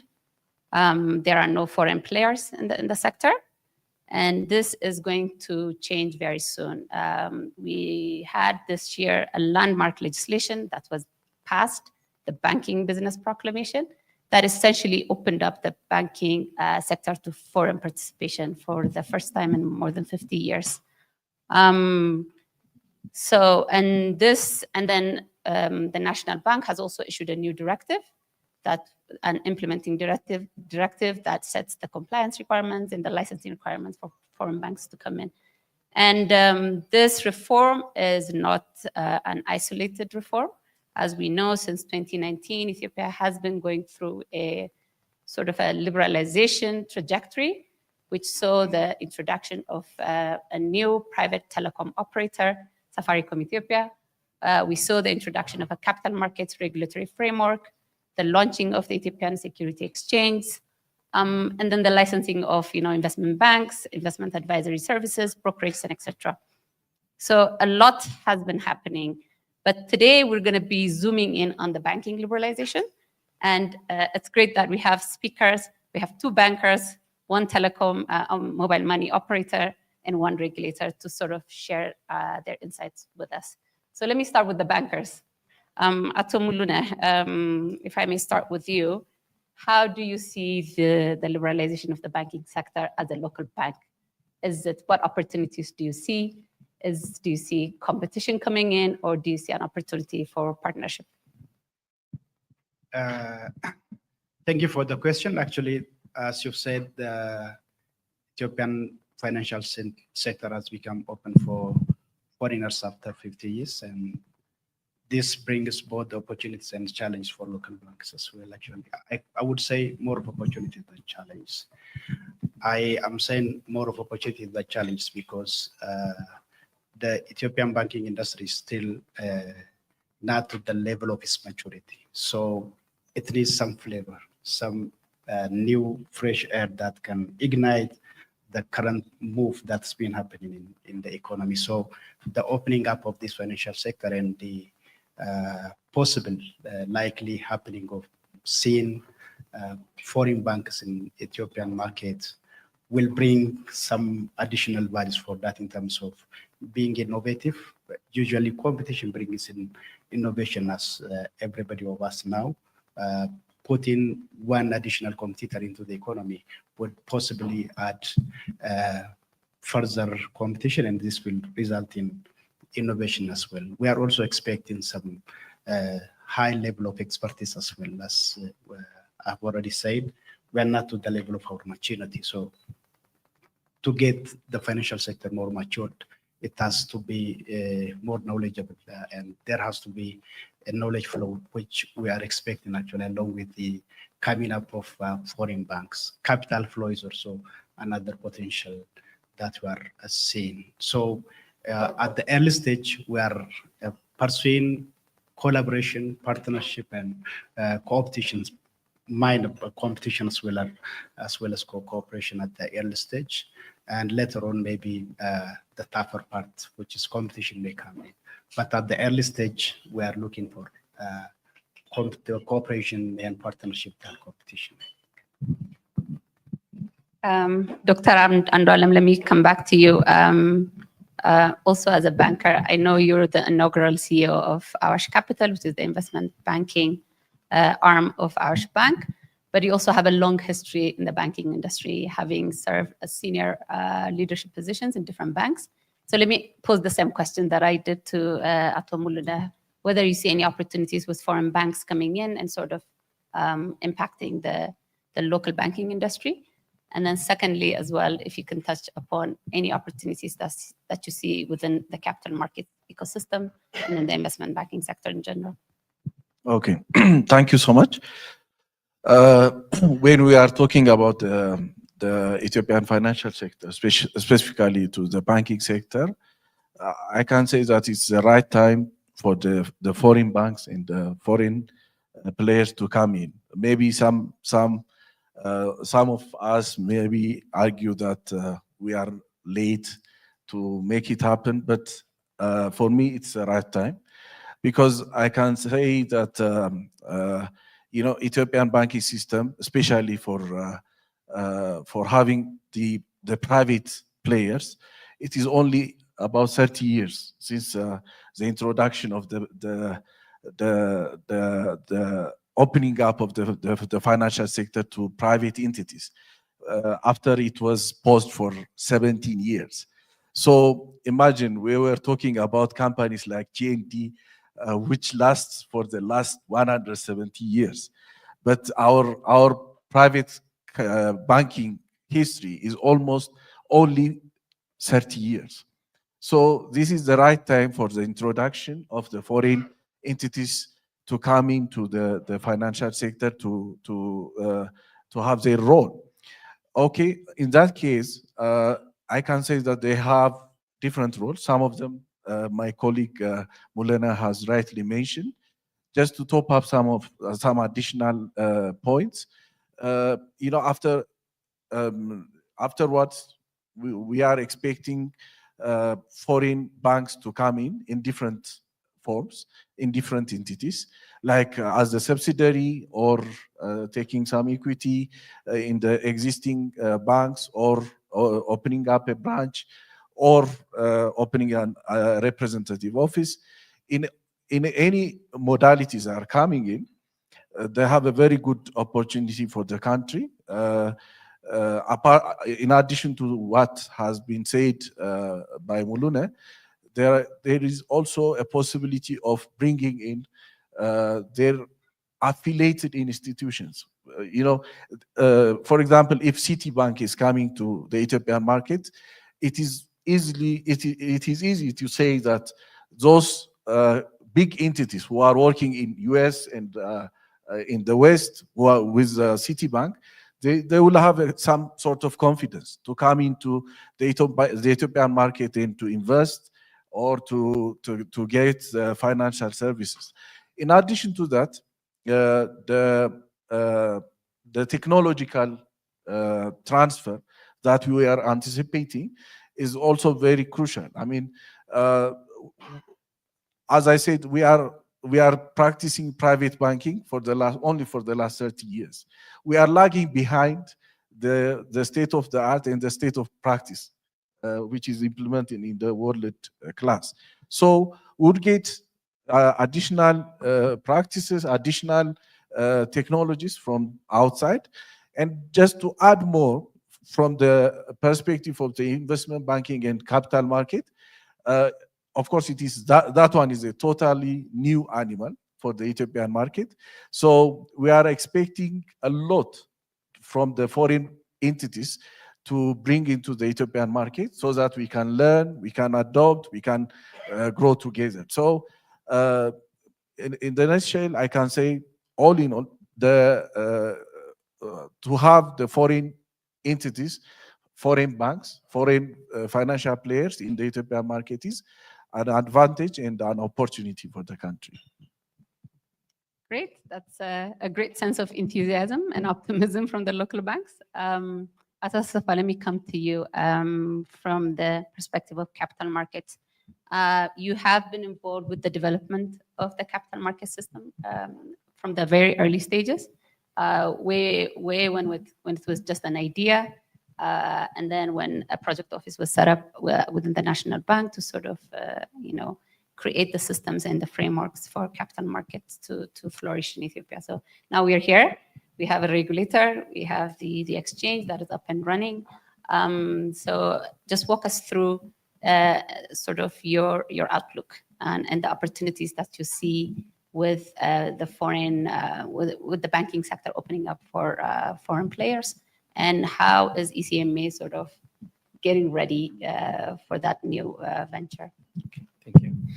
Yeah, as you rightly mentioned, I was part of the team that worked on the capital market project.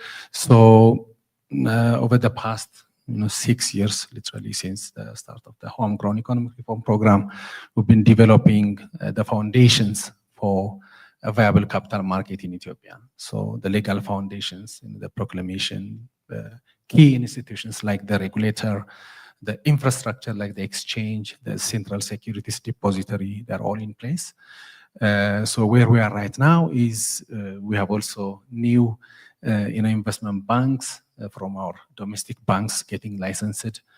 Already have 2 banks, and also Awash Capital is also in the pipeline. We have dealers. So the ecosystem is building up by way of licensing service providers.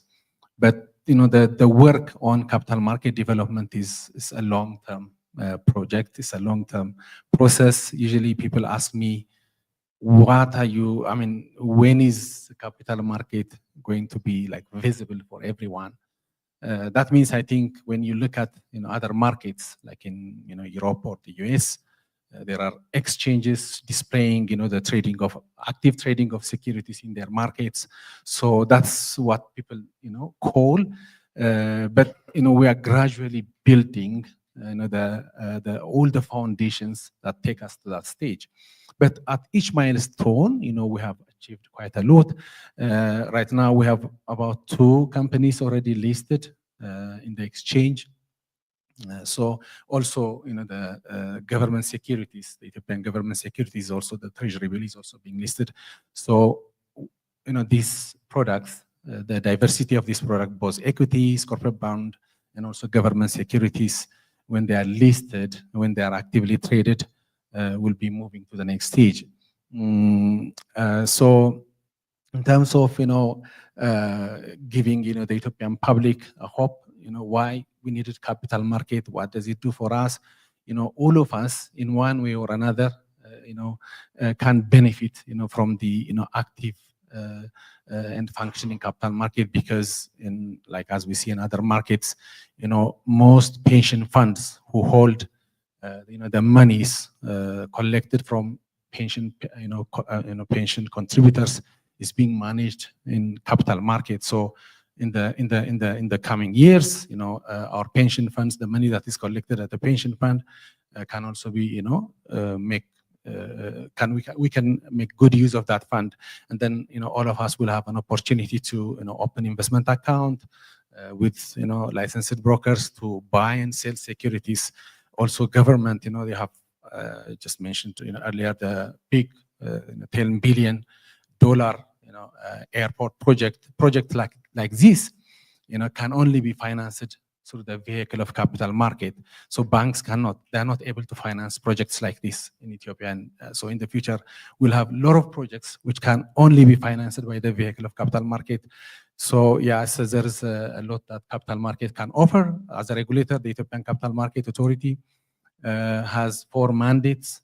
Protecting investors is a core mandate of the authority, and then also making sure that the market is transparent, efficient, and fair. Also, we also support the reduction of systemic risk, especially with foreign banks coming in. One of the potential, of course, there are a lot of benefits, but cross-border, when capital flows cross-border, from overseas, it comes with advantages and disadvantages. There are a lot of risks that the dynamics of capital market that brings currency risks. There are risks related to investment opportunities coming. So because of that, the presence of the regulator is critically important to ensure market participants are playing by the rules, and then also investors are protected. So also the regulator also is involved in developing the market itself.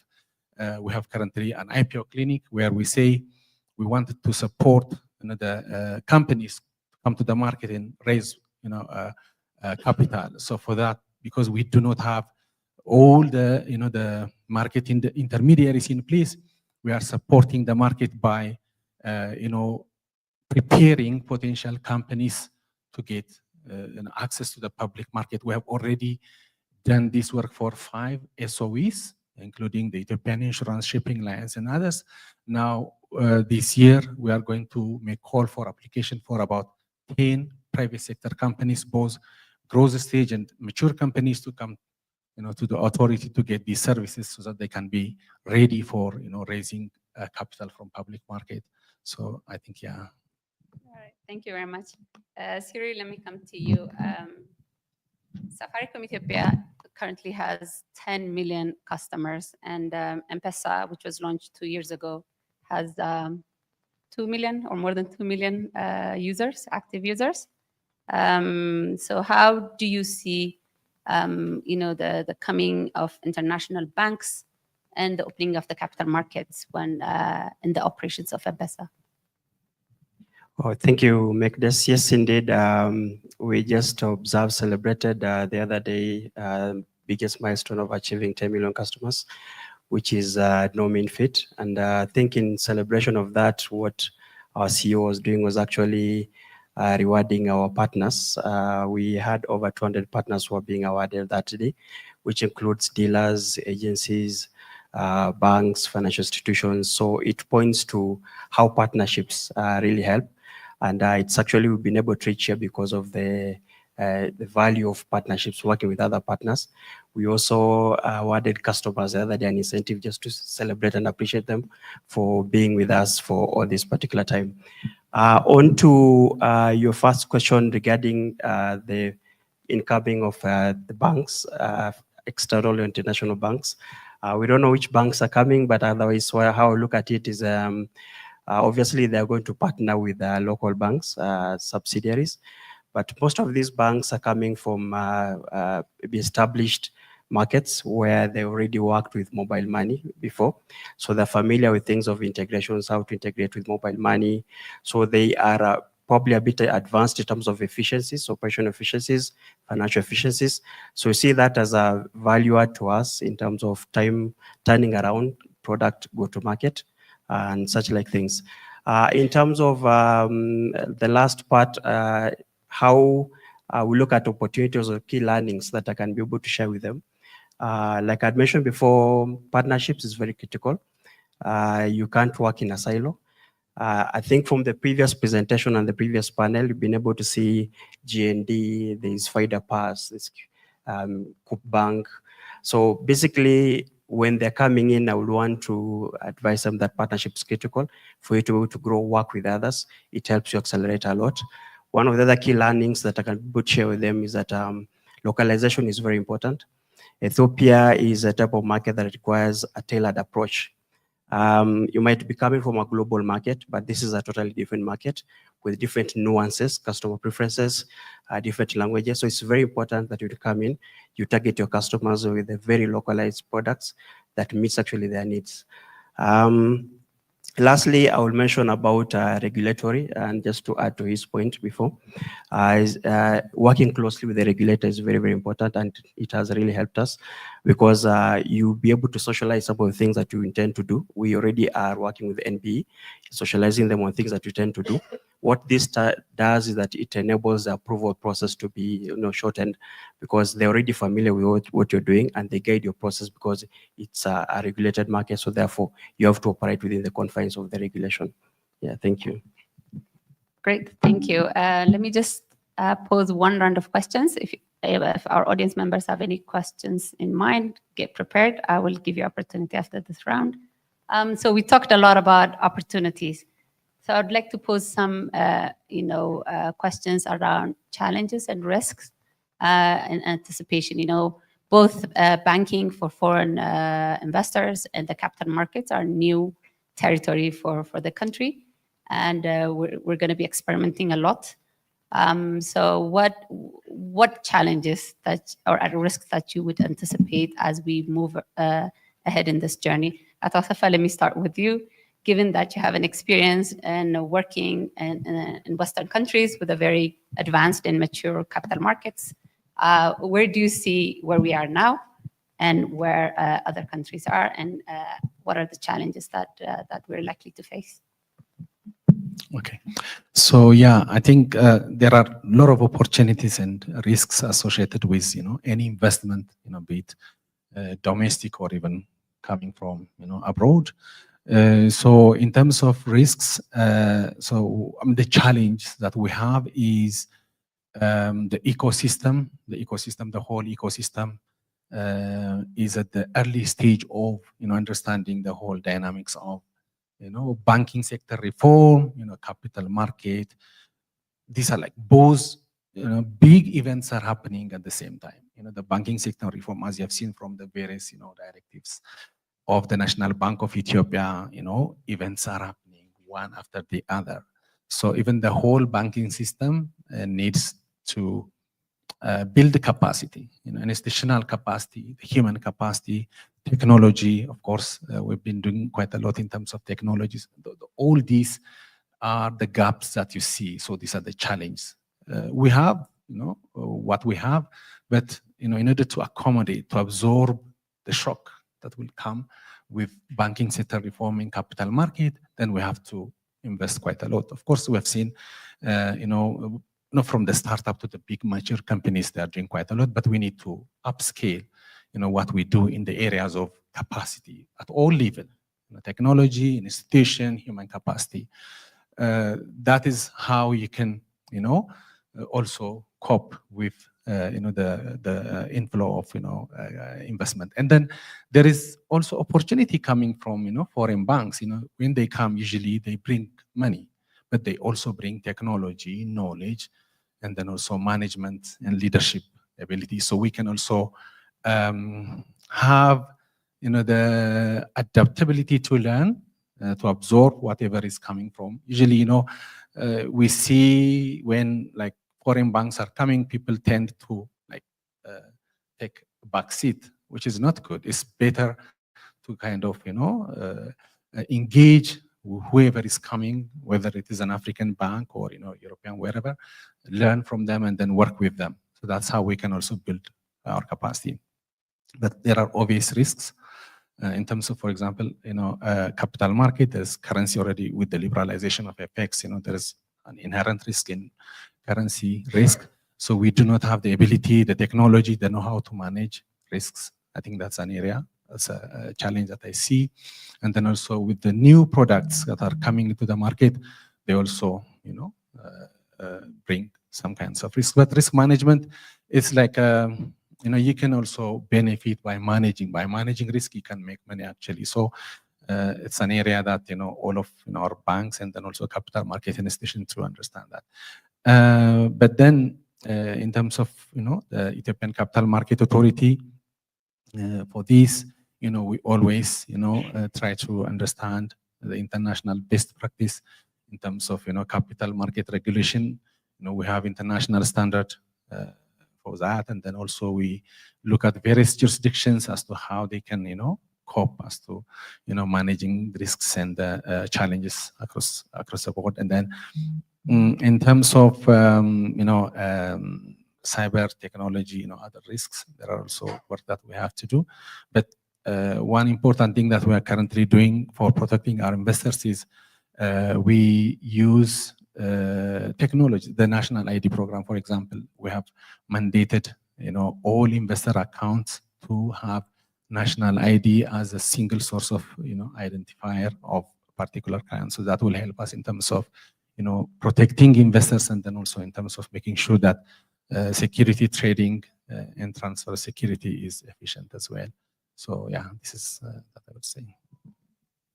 Dr. Andalem and Ato Muluna, if I may also raise the same question, do you foresee any challenges and risk with foreign players coming into the market in terms of the readiness of local banks to either compete or to even partner and potentially be, a target company for the foreign banks to buy shares into?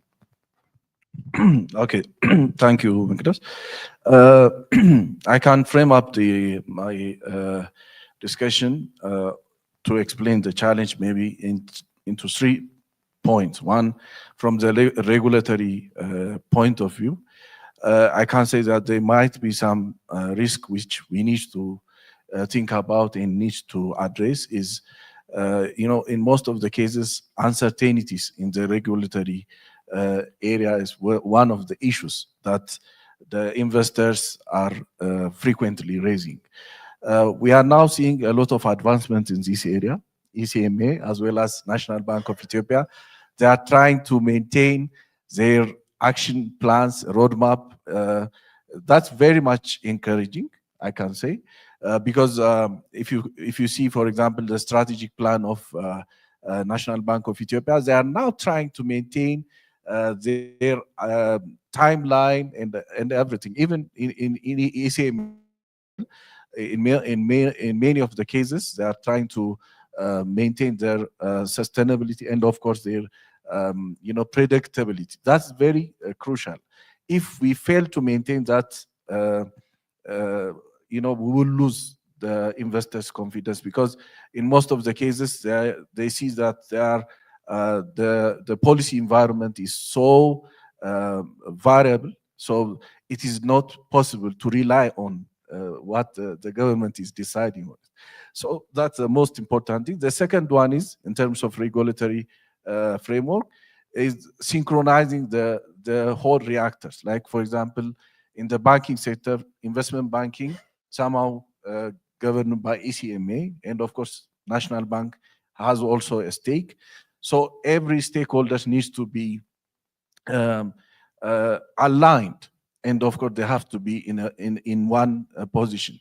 Of course, for the future, investment banks can engage in commodity market as well, not only in the capital market. So there might be a time that ECMA and the Ethiopian Commodity Exchange Authority needs to sit down and how they are trying to align themselves in order to guide, because precious metals like gold needs to come to guided by the investment banking platform. So in that case, commodity market needs to be also thought about. I mean, they have to be governed by in some form of. So these kind of things needs to be addressed. The second one is the operational aspect. Some of the operational aspects have been already addressed by my colleague. But in addition to what has been raised, there are technological, infrastructural issues. Like, for example, the telecom infrastructure, which is the most important thing, now has been addressed, I can say. The Ethio Telecom, thanks to the coming of Safaricom, Ethio Telecom has become so vibrant, and that's what we are also anticipating by bringing foreign partners. We are expecting the local banks, to be like to be like Ethio Telecom, so that so the competition that we are anticipating is, so in that case, the infrastructure one thing. So in that case, FIDA is one. That is very important thing. The other one is, we need to have a centralized credit reference bureau, which is also very important to think about. That credit reference bureau, the one which is there in central bank, or the envisaged license which is going to be given by ESMA, is something which is attached with the capital market. But we need the one which is more wider than the two entities, in most of the cases privately owned, that we are now seeing in the US or India market. They are privately owned credit reference bureaus, which are very crucial for the financial inclusion as always, and for the financial inclusion as well as for financial deepening. And finally, maybe I'll come to the end, the market perception, which is a very critical thing. There are two perceptions. For the outsiders, there are a lot of skepticism about the situation on the ground. And then for the players on the ground in the Ethiopian market, there is also some skepticism. So we need to work on those areas so that everyone is onboarded on what's going on really. So what are the policy perspectives? And of course, there is a need for massive financial literacy programs.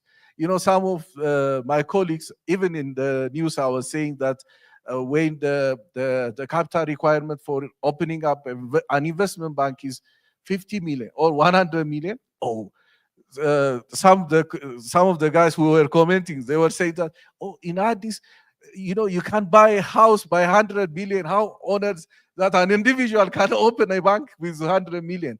This is totally misunderstanding. So such kind of awareness campaign needs to be done, not only by SMA, but the whole ecosystem players. Thank you very much. Atamullah, anything to add? Just a few comments. For the foreign banks that are anticipating to come into Ethiopia, obviously there will be a challenge and risks as well. One of the risks may emanate from the macroeconomic conditions, actually. There are some sort of volatility in FX as well as in inflation. So I think they have to be cautious of these risks that are coming out of the macro conditions. And the second one, and the most important, is the perception that has been said. We Ethiopians, actually, or bankers in Ethiopia, are anticipating that foreign bankers coming here, they are looking after the cream part of the cake. And I think, obviously they may come for that part. But one thing that they have to know is that, unlike other economies, most of the businesses in Ethiopia are owned by Ethiopians. So the issue of customizing and tailoring to the locals is one of the most important that they have to look into. That's another very much important thing that I wanted to highlight. Yeah. And the third and the most important challenge is related to legal and regulatory frameworks. Yes, the market is open, but still for equity participation, foreign banks are allowed only up to 40%, while foreign banks are looking for dominance, actually, 50 or 50 plus share. I think I have been contacted with foreign banks that are looking for Ethiopian banks, and whenever they see that it's 40%, they refrain because they want a control, actually, that they want to influence it, I think. So I think this may be one of the, and other, actually, in terms of, there is a preparation from the National Bank of Ethiopia side in terms of capacitating the supervisory role of the NB, but I don't think still that it is up to the maturity level that is expected to be. So there may be ups and downs in terms of legal and regulatory frameworks, because I think these are the issues. I think maybe both the risks as well as the challenges that may that foreign banks may face. Thank you, Atamullah. Finally, Cyril, let me come to you as the only foreign investor on the panel. If you may share with us your practical challenges. You know, the other speakers spoke about anticipated challenges. Perhaps if I may put you on the hot seat and say, what are the real challenges that you would foresee, given that you're on the ground for the last couple of years? You're putting me on the spot. I don't know how to respond to this, but maybe one of the challenges is just maybe around literacy as well, the special digital literacy. I think the insights I will provide for them is around they should be able to invest more in creating digital literacy. That will really help them a lot. I think that's the key one I'll be able to share for now. But okay, the second one probably will be interoperability. Interoperability is a big one as well, and things are starting to open up. So, for example, things like the national QR, we just finishing integrating with the national switch as at now. So this one will enable them be able to operate with other players as well. So that's a critical one. There's a point that he mentioned around CRB, one credit scoring, for example, CRB. One single CRB, that's a good one, and especially it's good to sort out the issue of credit facilities for microloans, especially where we are currently doing right now. And yeah, maybe the macroeconomics that he highlighted, I will add an item around liquidity. The liquidity has been a bit of a challenge, and that's why I think there's some of the challenges that we encountered here. Yeah, important point, I think, from capacity to regulatory predictability, financial literacy, market perception issues, and then also obviously macroeconomic issues are real issues that not just foreign investors face, but also local investors face. So thank you for sharing that. How are we on time? Anyone from the audience with any questions? No? Just one question, yes. Yeah.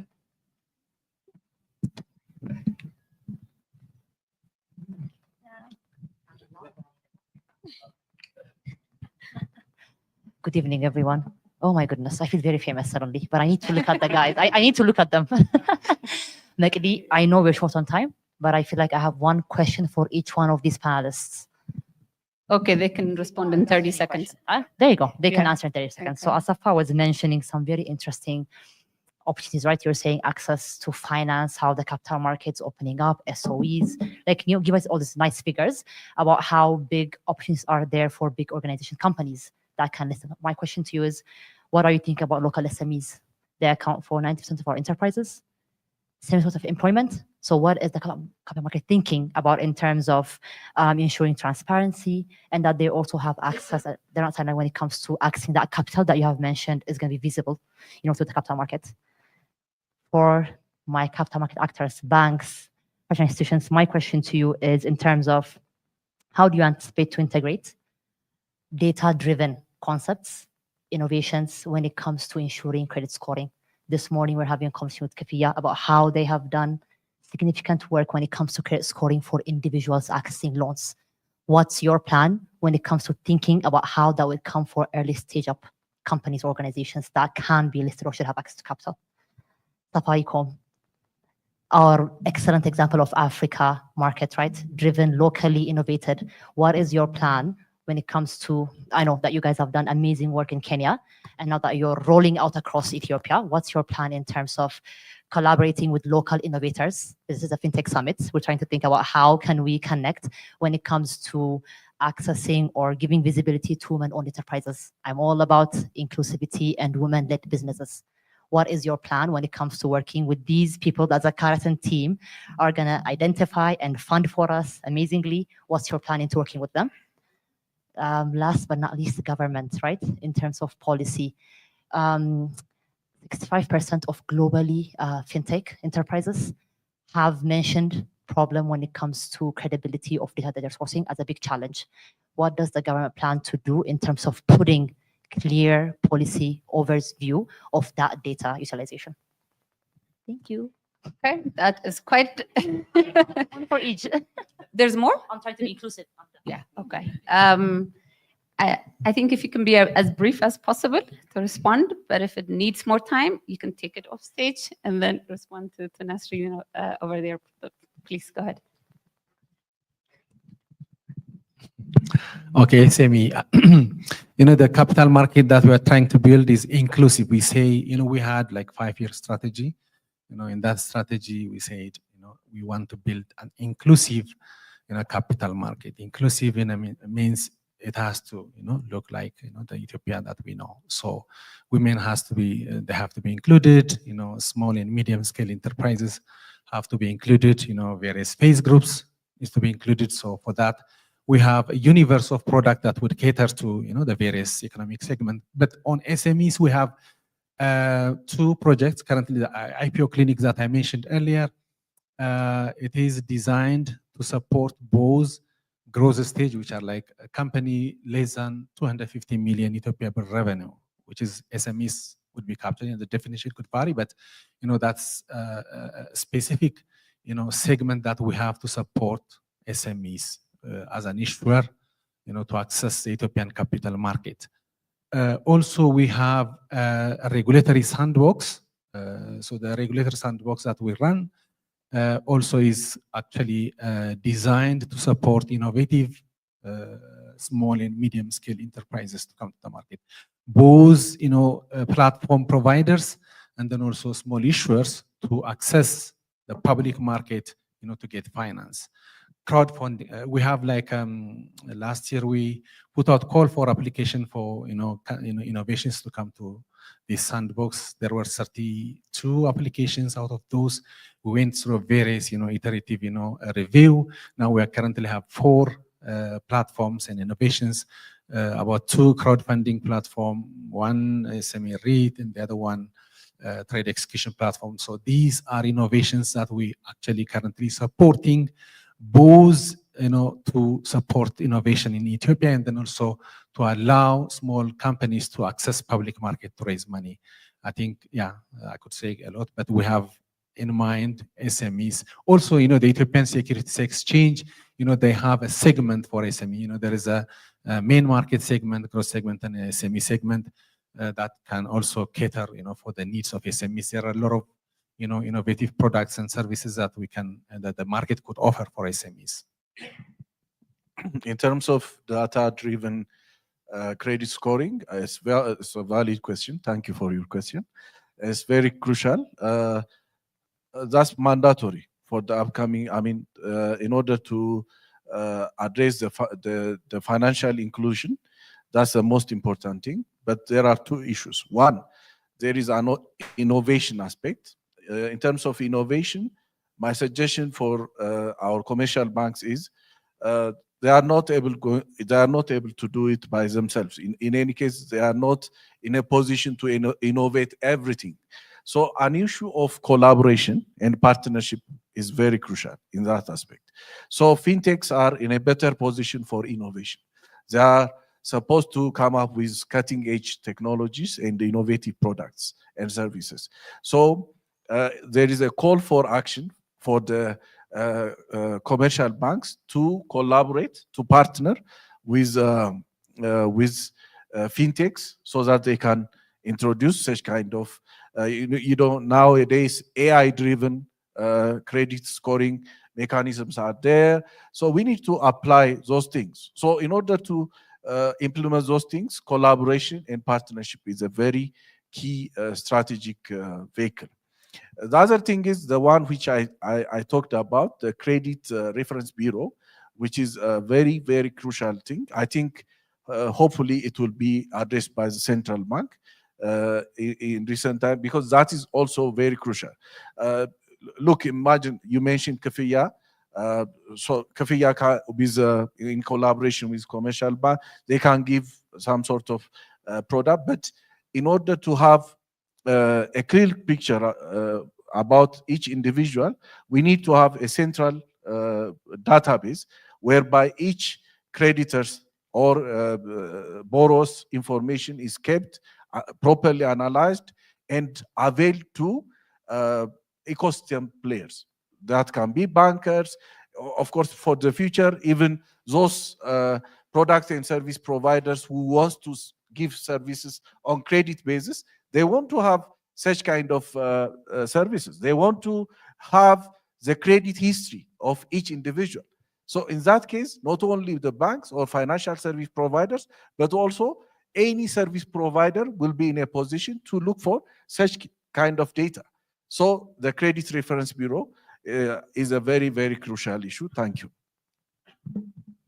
Okay, so regarding the plan, yes. So regarding, Atamula, do you have something? And then I'll Yeah, come back to it. actually, there is Amharic saying that goes, "Man inagari nabbare, man nerda yekabbare." We are living witness for actually AI empowered credit scoring.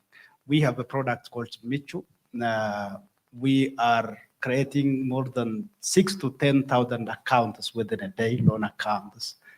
And we are disbursing from 100 million to 150 million a day. That has become true because of the power of AI-driven credit scoring system. So we are already into it. It's been almost close to 2.5 years since we launched it. Actually, Yarid has mentioned it earlier. So far, we have dispersed over 32 billion for from close to 2 million accounts, actually 2 million customers within 1.5 years. As the growth is very amazing because it cannot be happening without the power of AI and the use of data. So yeah, we are into it, and hopefully we can scale up with the experience that we have obtained out of which actually with the support of our partners. Actually, we are working this with Kifia. We believe in partnership, and we are working with Visa and also National ID because we believe in the data and the power of data as well, I think. So great. Yeah, we are already into it. This slide, just to add this point. Thank you very much. Cyril, final point.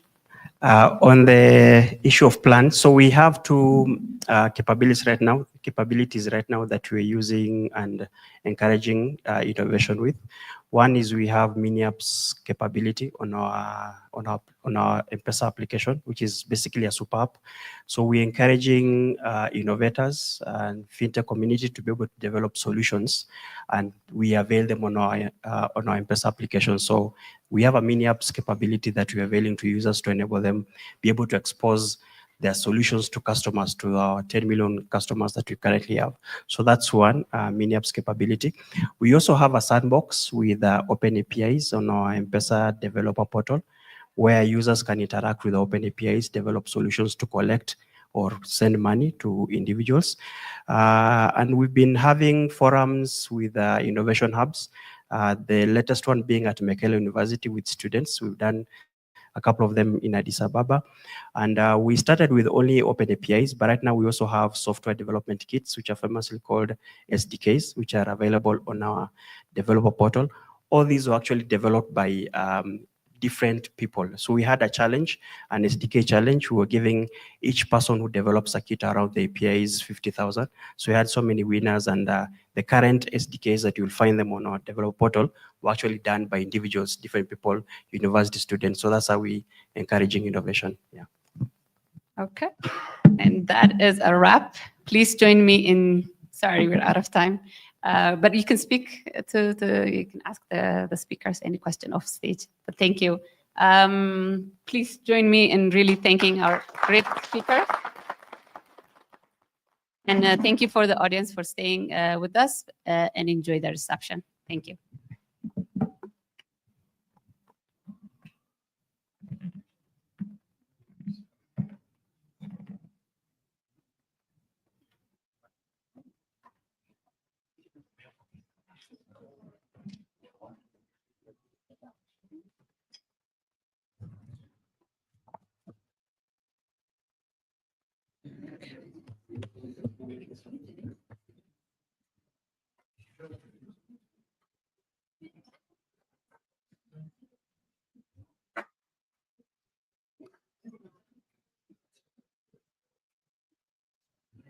All right. Well, thank you so much, panelists, for that amazing panel. I know we're actually very much out of time, but I will go through the slides very fast. Can you send the slides to the screen, please?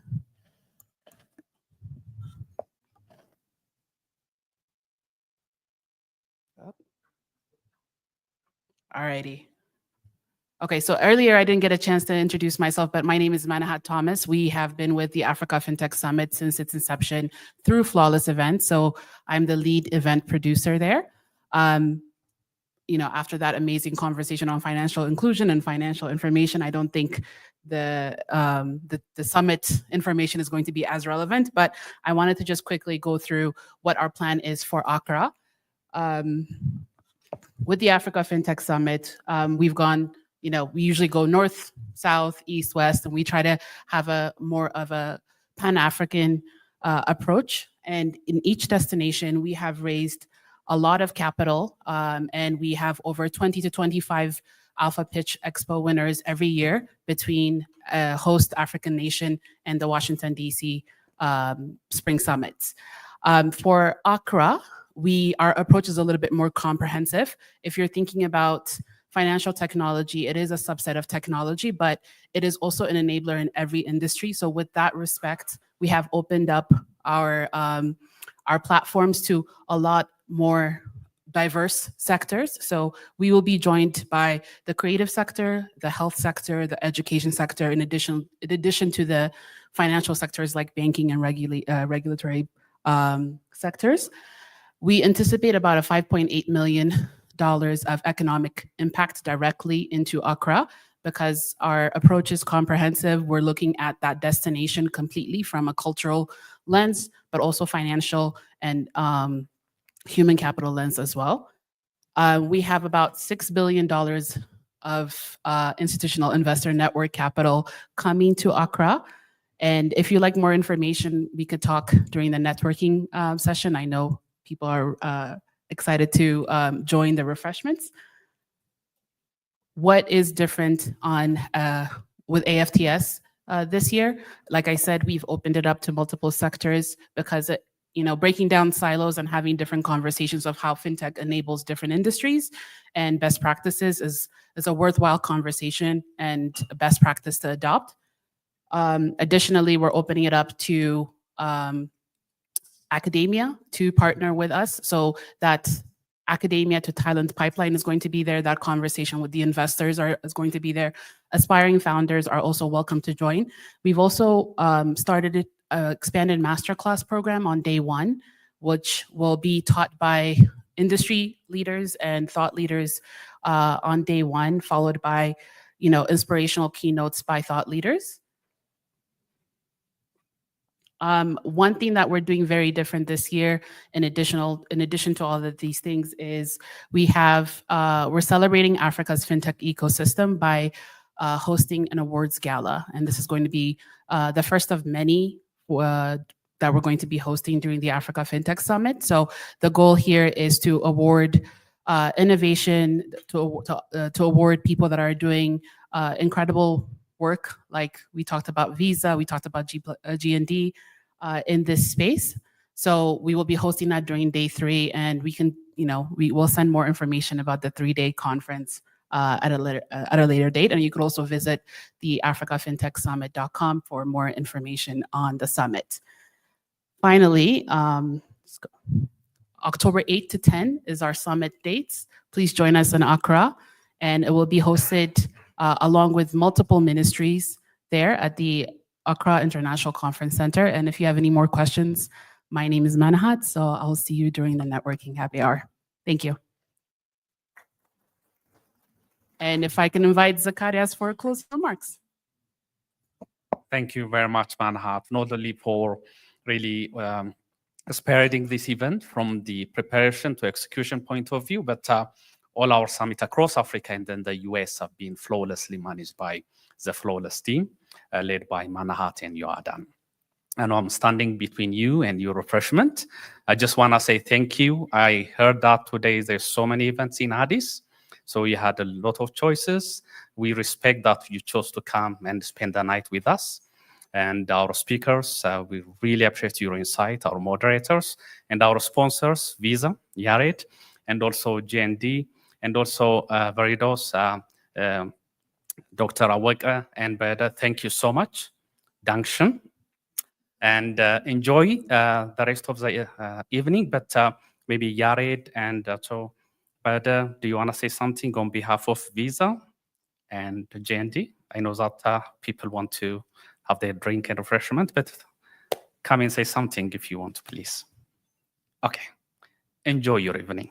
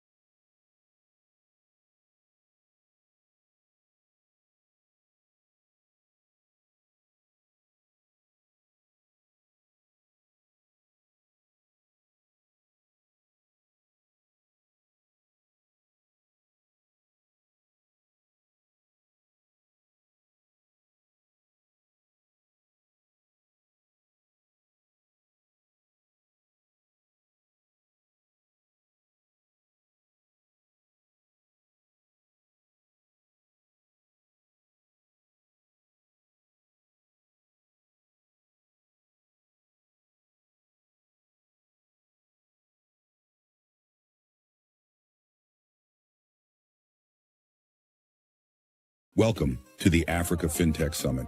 The Africa Fintech Summit was founded in 2017 with the mission to strengthen Africa's emerging financial technology industry. We have hosted events in Lagos, Nigeria, With the speed of light,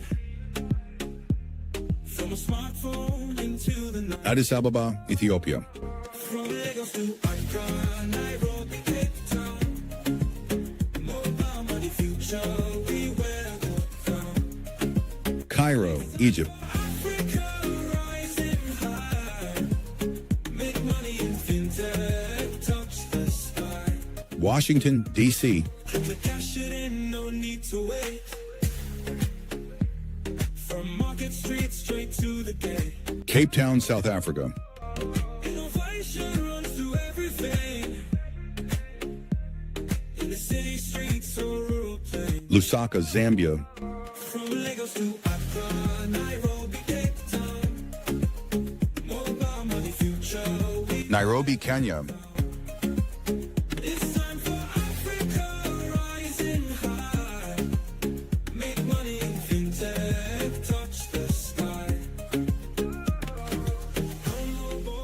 and even a fully virtual summit during the pandemic.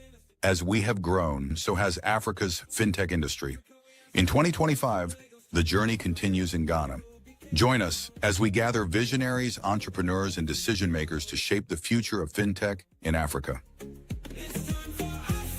We hope to see you there.